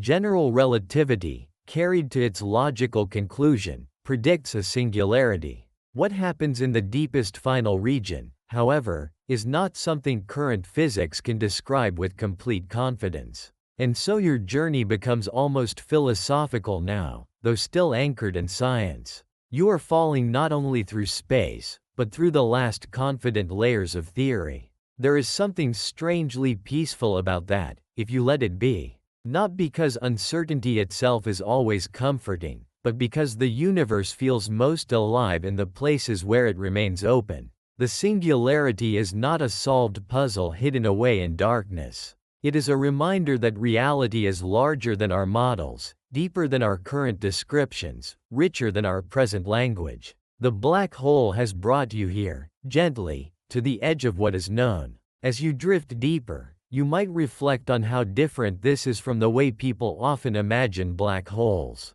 Popular descriptions are usually eager for final statements. They want clear endings. They want definitive answers. You fall in, you are crushed, the story ends. But the truth, even in the most disciplined science, is more subtle. The story does not end with a simple verdict. It opens into a region where our best mathematics loses its certainty. The black hole does not close the book. It turns you toward a page still being written. That is, in its own way, very beautiful. Because it means mystery survives even at the heart of the most extreme object we know. You continue inward, and the singularity remains ahead not as a visible destination, but as a conceptual gravity, a center that draws not only your trajectory but also your questions. What is matter at its deepest level?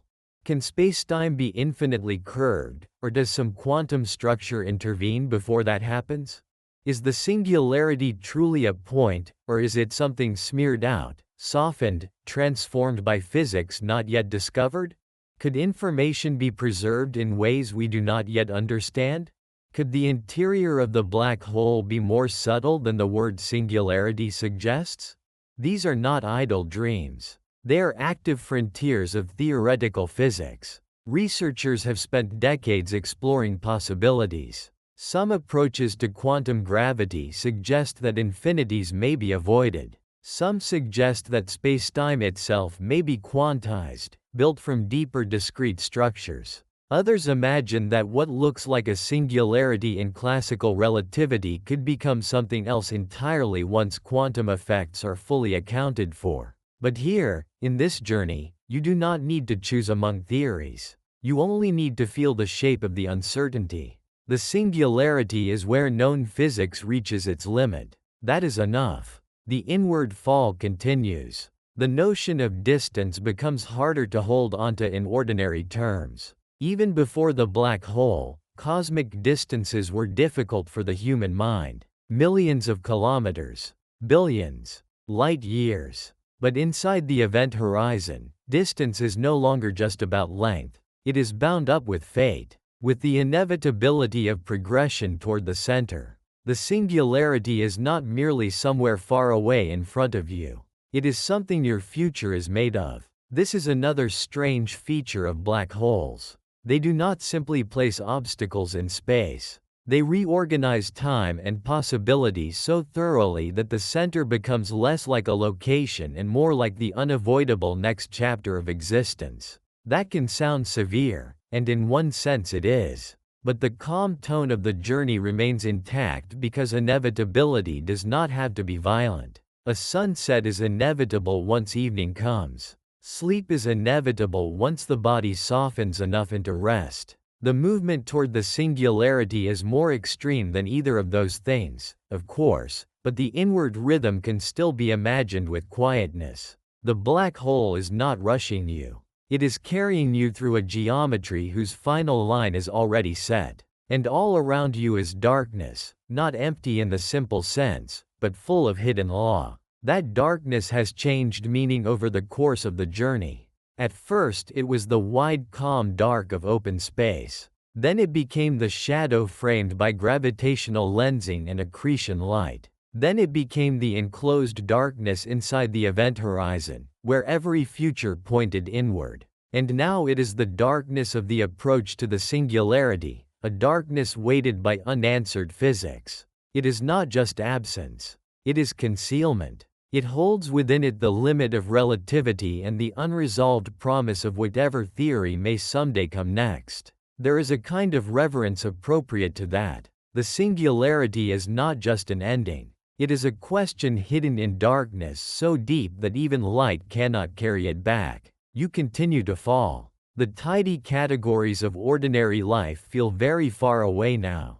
Up and down, before and after, near and far, inside and outside. Even these basic words have been stretched by the black hole's geometry. The singularity waits at the point where our physical language itself may need revision. That is why it draws not just objects, but thought. It is one of the rare places in science where the imagination is pushed right up against the boundary of disciplined knowledge. And that is exactly where the most meaningful wonder often lives. Not in fantasy, not in pretending, but in carefully approaching what is real and admitting how much remains unfinished. Perhaps that is why this part of the story feels quieter than any before it. Earlier stages were filled with sights, bent stars, rings of light, the glowing accretion disk, the strange mismatch of clocks and perspectives. Even the tidal stretching had a physical vividness.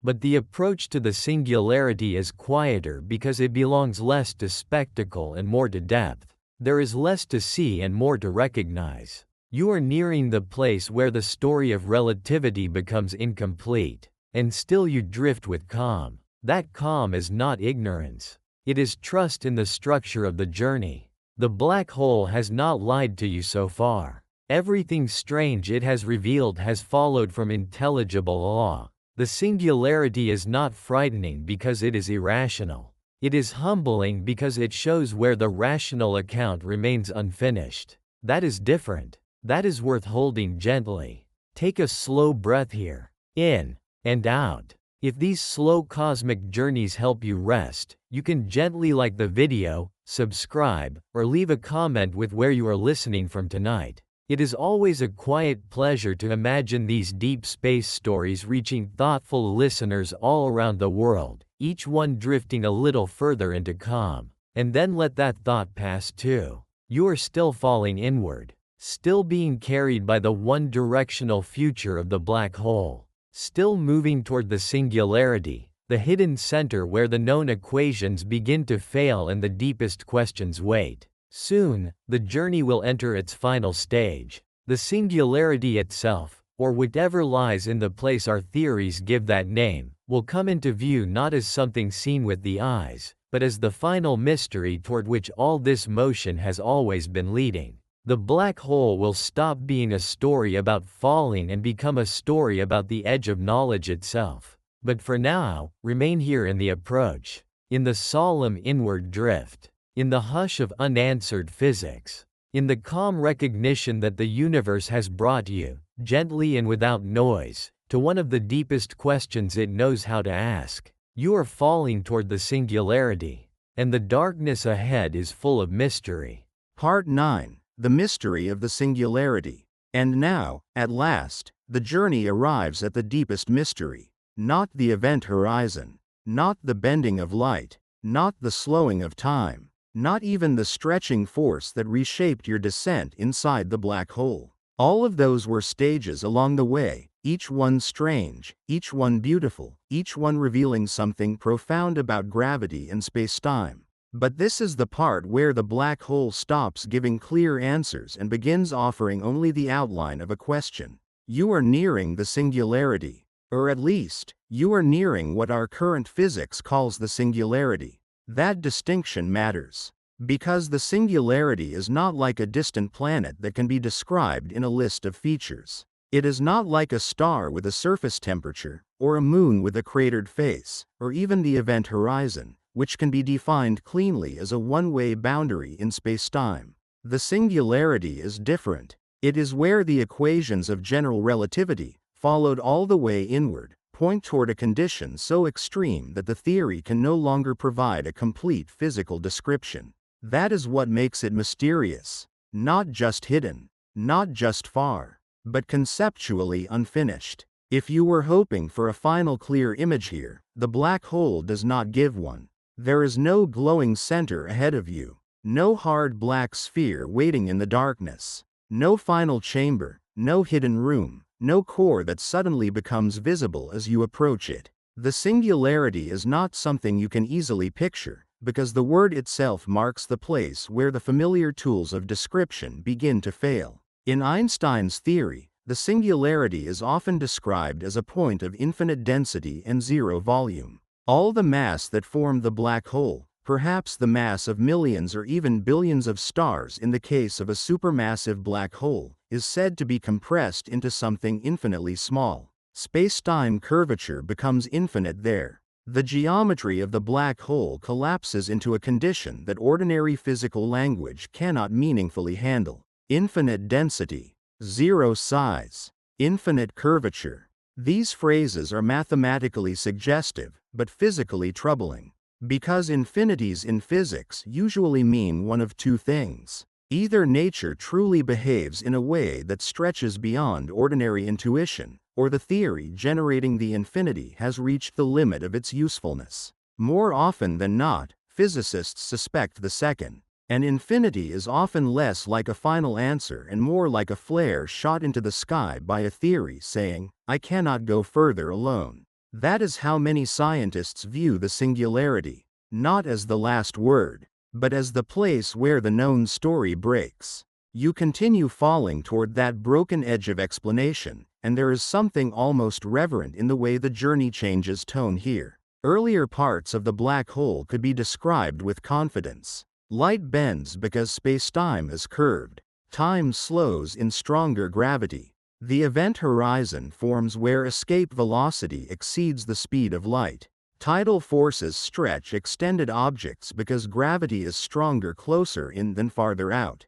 These are strange ideas, yes, but still ideas we can explain with clarity. The singularity is different. Here, science becomes more humble. That humility is not weakness. It is one of the most trustworthy things about science. It is the willingness to say, this is how far our current understanding goes, and this is where the darkness becomes more than visual. It becomes intellectual, conceptual. The black hole does not just hide the center from your eyes. It hides it from complete explanation. And that may be the most haunting fact of all. At the center of one of the most extreme structures in the universe lies not just a destination, but an unfinished sentence. This is where general relativity and quantum mechanics, the two great frameworks of modern physics, fail to join hands cleanly. General relativity is magnificent at describing the large-scale structure of spacetime. It handles stars, galaxies, gravitational waves, and black holes with extraordinary grace. Quantum mechanics is equally magnificent in its own domain. It governs atoms, particles, energy levels, uncertainty, and the deep microscopic fabric of matter. Both theories are deeply tested. Both are successful. But when gravity becomes too strong on too small a scale, like near the center of a black hole, they no longer fit together in a complete way. And that is exactly the problem here. General relativity points you inward toward a singularity. Quantum mechanics suggests that reality should not allow such simple infinities to stand without deeper structure. So what really happens? That question has no final settled answer yet. You can feel how powerful that is. Humanity has built telescopes that see across billions of light years. We have detected the afterglow of the early universe. We have measured the wobble of stars around invisible masses. We have turned the whole Earth into a virtual telescope to image the shadows of black holes. And still, when it comes to the deepest interior of one of these objects, the honest answer remains: we do not fully know. The black hole remains a teacher even in silence. Especially in silence. Because mystery, when it is real and disciplined, can be more meaningful than certainty. The singularity is not mysterious because we are being careless. It is mysterious because reality itself has led us to the edge of our best theories and asked for more. You continue inward, and perhaps by now the journey feels less like travel and more like contemplation.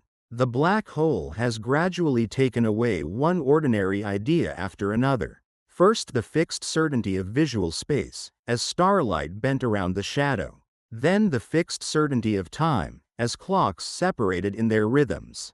Then the fixed certainty of escape, at the event horizon. Then the fixed certainty of bodily form, as tidal forces stretched the descent into something more linear and less human. And now it takes away one more thing: the certainty that our current physics can tell the rest of the story in full. That is the mystery of the singularity, a place where explanation itself begins to narrow. This has led physicists to imagine possibilities, careful ones, mathematical ones, some elegant and some radical. None are confirmed as the final truth, but each tries to answer the same quiet question. If the singularity is where general relativity breaks down, what deeper reality takes its place?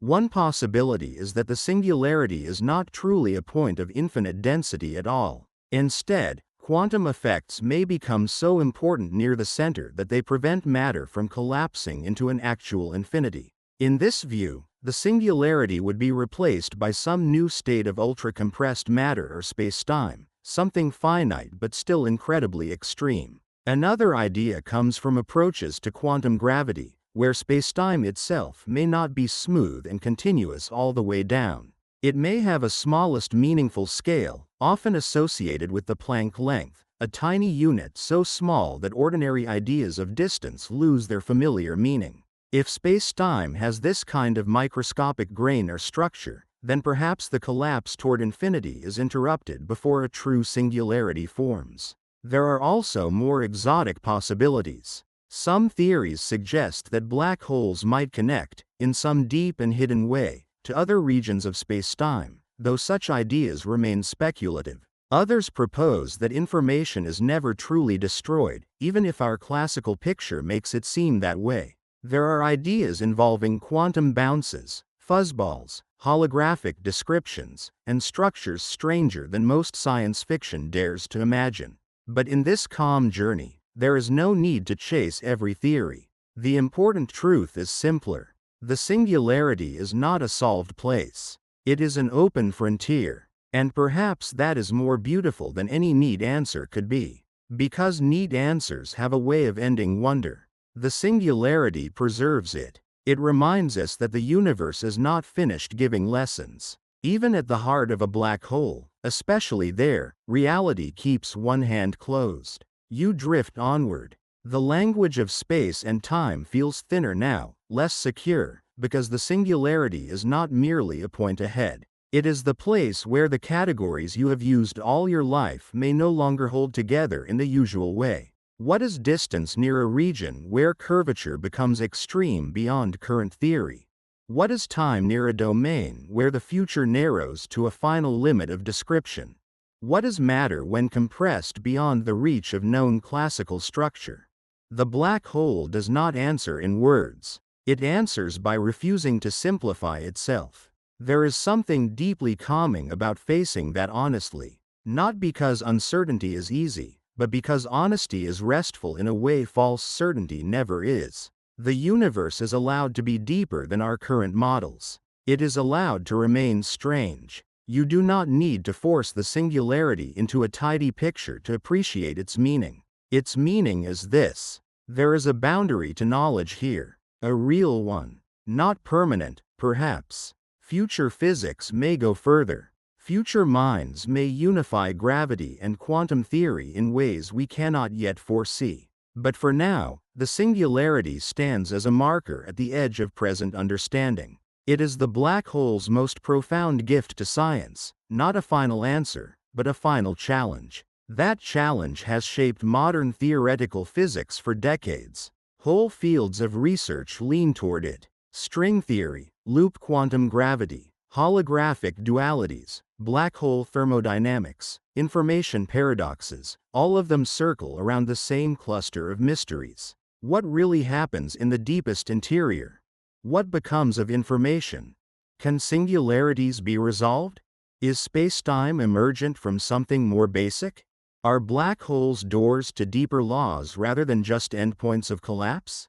Even now, no consensus closes the question. And so the singularity remains not only a physical mystery, but a philosophical one. It asks what it means for a theory to succeed. It asks whether infinities are features of the universe or failures of our description. It asks whether reality, at its deepest levels, is continuous or discrete, geometric or something stranger still. These are not cold questions. They are intimate in a way, because they reveal that the universe is not just something we observe from outside. It is something we are trying, patiently, to understand from within, using minds that evolved for forests and rivers and faces and firelight, now reaching somehow toward the hidden heart of a black hole. That effort alone is astonishing. And you, in this quiet descent, have been carried into the symbol of that effort. The singularity is not just a physical center. It is a symbol of the unfinished work of knowing. You may notice now how naturally the sleep-like tone of the journey meets the topic. Some mysteries do not need to be solved in order to comfort. Sometimes the mind relaxes not because every question is closed, but because it is allowed to open without pressure. The singularity is that kind of mystery. You do not need to pin it down. You only need to recognize its shape. A place where gravity goes deeper than current theory can fully follow. A place where the map fades and the dark becomes conceptual as well as visual. In that sense, the singularity resembles other deep unknowns in life. The future, consciousness, death, origin, meaning. Questions we approach with reason, but never fully own. Questions that remain beyond complete control. Black holes bring that same feeling into physics, but in a form sharpened by mathematics. The singularity is where science meets its own horizon. Not the event horizon of the black hole, but a horizon of explanation. And still you drift toward it. This does not mean that science fails in some hopeless way. It means science is alive. Theories that break at their limits are invitations, not defeats. Newtonian gravity eventually gave way to relativity when its limits became clear. Classical physics yielded to quantum mechanics when the microscopic world refused to fit old assumptions. Perhaps the singularity is calling for the next such step, the next broadening of understanding, the next framework capable of holding what current theories cannot. That possibility gives the mystery a quiet brightness. The singularity is not only darkness. It is a doorway for future thought. No one has walked through it fully yet, but it stands there, at the hidden center, waiting. Take a slow breath here, in and out. If this calm journey through black hole science is helping you unwind, you can gently like the video, subscribe, or leave a comment with where you are listening from tonight. It is always lovely to imagine these quiet explorations reaching curious minds across the world, each one listening under the same sky that hides these distant mysteries. And then let that thought dissolve back into the dark. You are still falling inward, still approaching the place where our current equations lose their clean authority, still nearing the singularity, not as a visible object, but as the final unresolved center of the black hole. Soon, the journey will begin to close. Not with a hard answer, because the singularity does not offer one, but with reflection. With the quiet recognition that some of the greatest truths in the universe are not just the things we have learned, but the places where learning itself is still unfolding. The black hole has brought you through light, time, gravity, and irreversible descent, and now it has brought you to the threshold of the unknown. But for now, remain here a little longer. In the calm of unfinished understanding. in the solemn wonder of a mystery that even physics has not fully opened, in the deep, silent knowledge that at the heart of one of nature's most extreme creations lies not certainty, but a question so profound that it continues to shape the future of science itself. You are falling toward the mystery of the singularity, and the mystery remains. Part 10. The quiet end of the journey. And so, slowly, softly, the journey begins to close. You have traveled a very long way to arrive here, not in miles alone, though those were vast beyond human intuition, not in time alone, though time itself changed shape along the way. You have traveled through layers of understanding, through darkness and light, through gravity and silence, through the strange bending of starlight, the slow loosening of clocks, the invisible threshold of the event horizon, the stretching pull of tidal forces, and the deep unanswered mystery of the singularity. Now, at the end, what remains is not one more violent revelation. What remains is quiet. That may be the most unexpected truth of all. A black hole, in the imagination, often feels like the loudest thing in the universe. It carries the language of destruction, collapse, devouring darkness, the end of all escape. But the closer you have come, the more the story has changed. What began as something fearsome gradually became something solemn, something elegant, something almost meditative in its scale. The black hole did not shout its truths. It revealed them patiently, one by one, through the calm logic of spacetime itself. And now you are here, at the quiet end of the fall, not because every mystery has been solved, not because every question has been closed, but because the journey has brought you as far inward as the story can gently go. There is nothing left to chase now, nothing left to outrun, nothing left to resist. The black hole has taken away the idea of escape, yes, but it has also taken away something else. Hurry, noise, distraction. It has reduced reality to its deepest structure: curvature, gravity, time, mystery.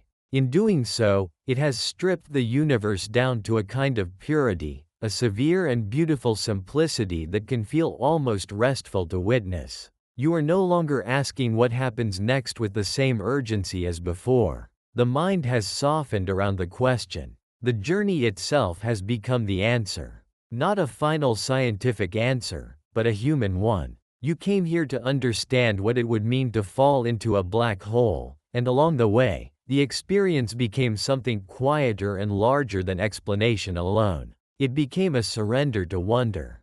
There is something deeply calming in that phrase. Surrender to wonder. Not giving up, not turning away, but letting the universe be as deep as it truly is, without demanding that it shrink itself into something simple and ordinary. The black hole has never been ordinary.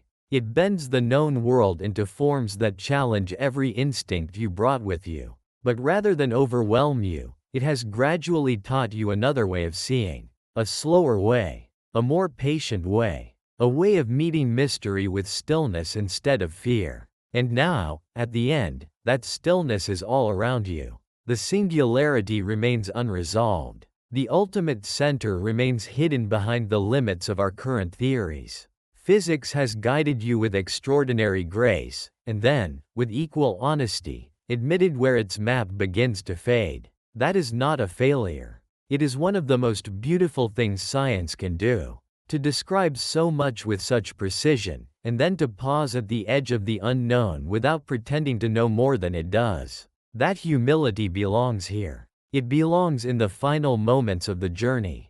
Because the black hole is not just a lesson in astrophysics. It is a lesson in limits. In the limits of light. In the limits of escape. In the limits of human intuition. And finally, in the limits of our present knowledge. Yet none of those limits make the black hole smaller. They make it richer. More worthy of contemplation. More deserving of the slow and careful attention you have given it. You have fallen through one of nature's deepest mysteries, and instead of becoming more chaotic, the story has become more quiet. Perhaps that is what real depth often does. It silences the unnecessary. It leaves only what matters. The black hole has done that to the universe around you, and perhaps it has done that to the mind as well. So many ordinary things have fallen away over the course of this descent. Directions became less meaningful. The outside world grew distant. The clock lost its universality.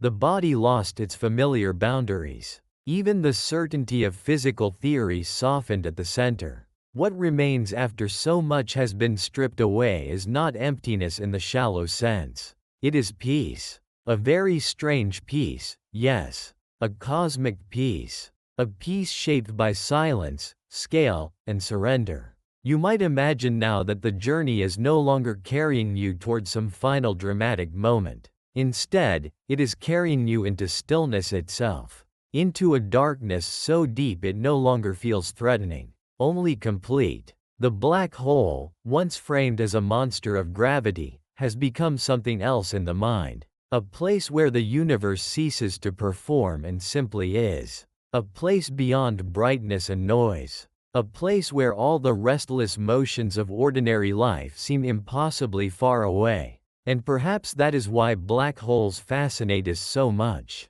Not only because they are extreme, but because they sit at the edge of what can be seen, known, and returned from. They mark a boundary in the universe that feels almost spiritual without ever leaving the language of physics. They remind us that reality is larger than comfort, larger than habit, larger than the world of surfaces and routines. They remind us that hidden beneath the ordinary sky is a cosmos vast enough to contain objects that bend time and swallow light. And yet even that truth can be calming. Because if the universe is so large, then perhaps our worries are smaller than they feel. If spacetime itself can curve into darkness and still follow elegant law, then perhaps uncertainty is not always the enemy it seems to be. If the deepest mysteries in existence remain unsolved, perhaps there is no shame in not solving everything tonight. You do not need to carry every question to bed like a burden. You can let the mystery hold itself.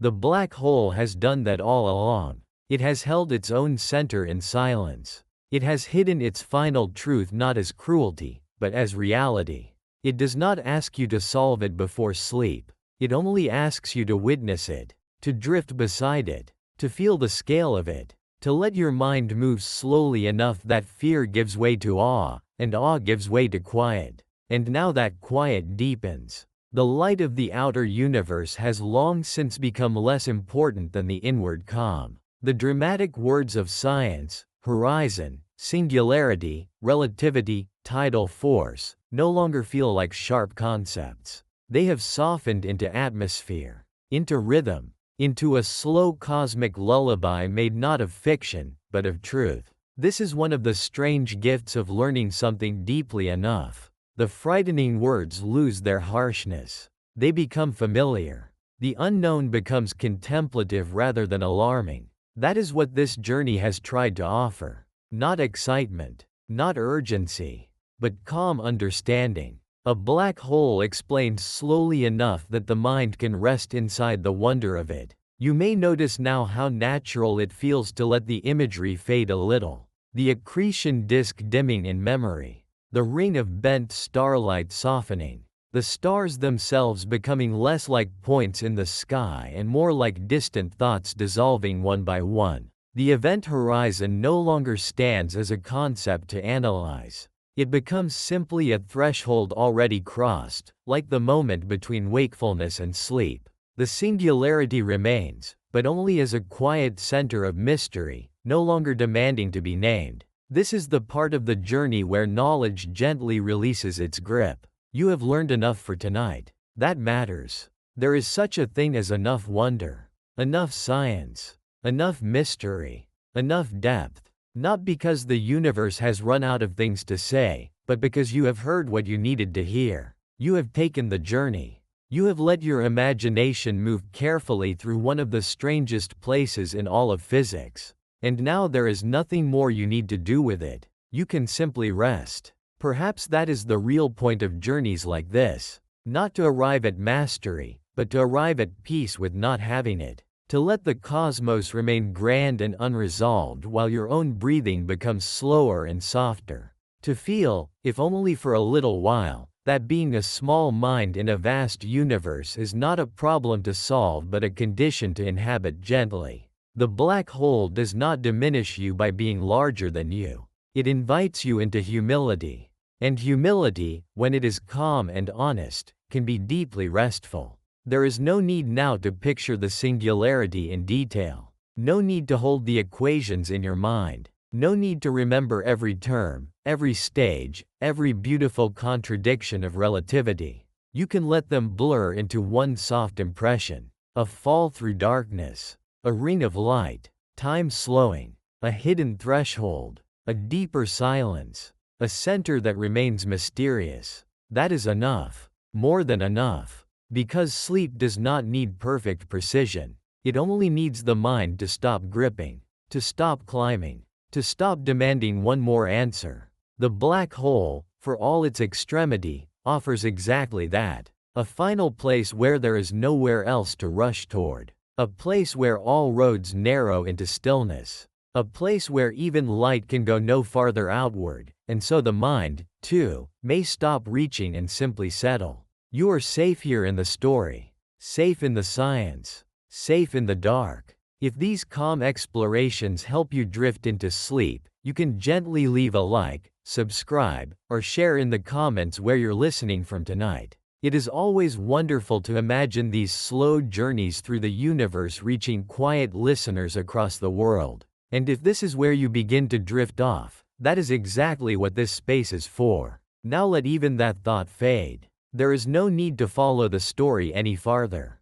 The black hole has carried you as deep as words can gently go. What remains is rest. Let the universe grow distant now, not because it has become less beautiful, but because you no longer need to hold it in focus. Let the stars dim. Let the mathematics soften. Let the mystery remain where it belongs, held quietly in the dark without needing resolution before morning. Your breathing is steady. Your body is heavy. Your mind can loosen. The fall is over. Or perhaps it has become something else. Not a fall now, but a float into silence. Not a descent into danger, but a drifting into stillness. Not the end of understanding, but the end of needing to understand anymore tonight. The black hole remains out there, somewhere in the immense dark of the universe, continuing its patient work, bending spacetime, holding its center in secrecy, teaching anyone who looks closely enough that reality is deeper and stranger than everyday life suggests.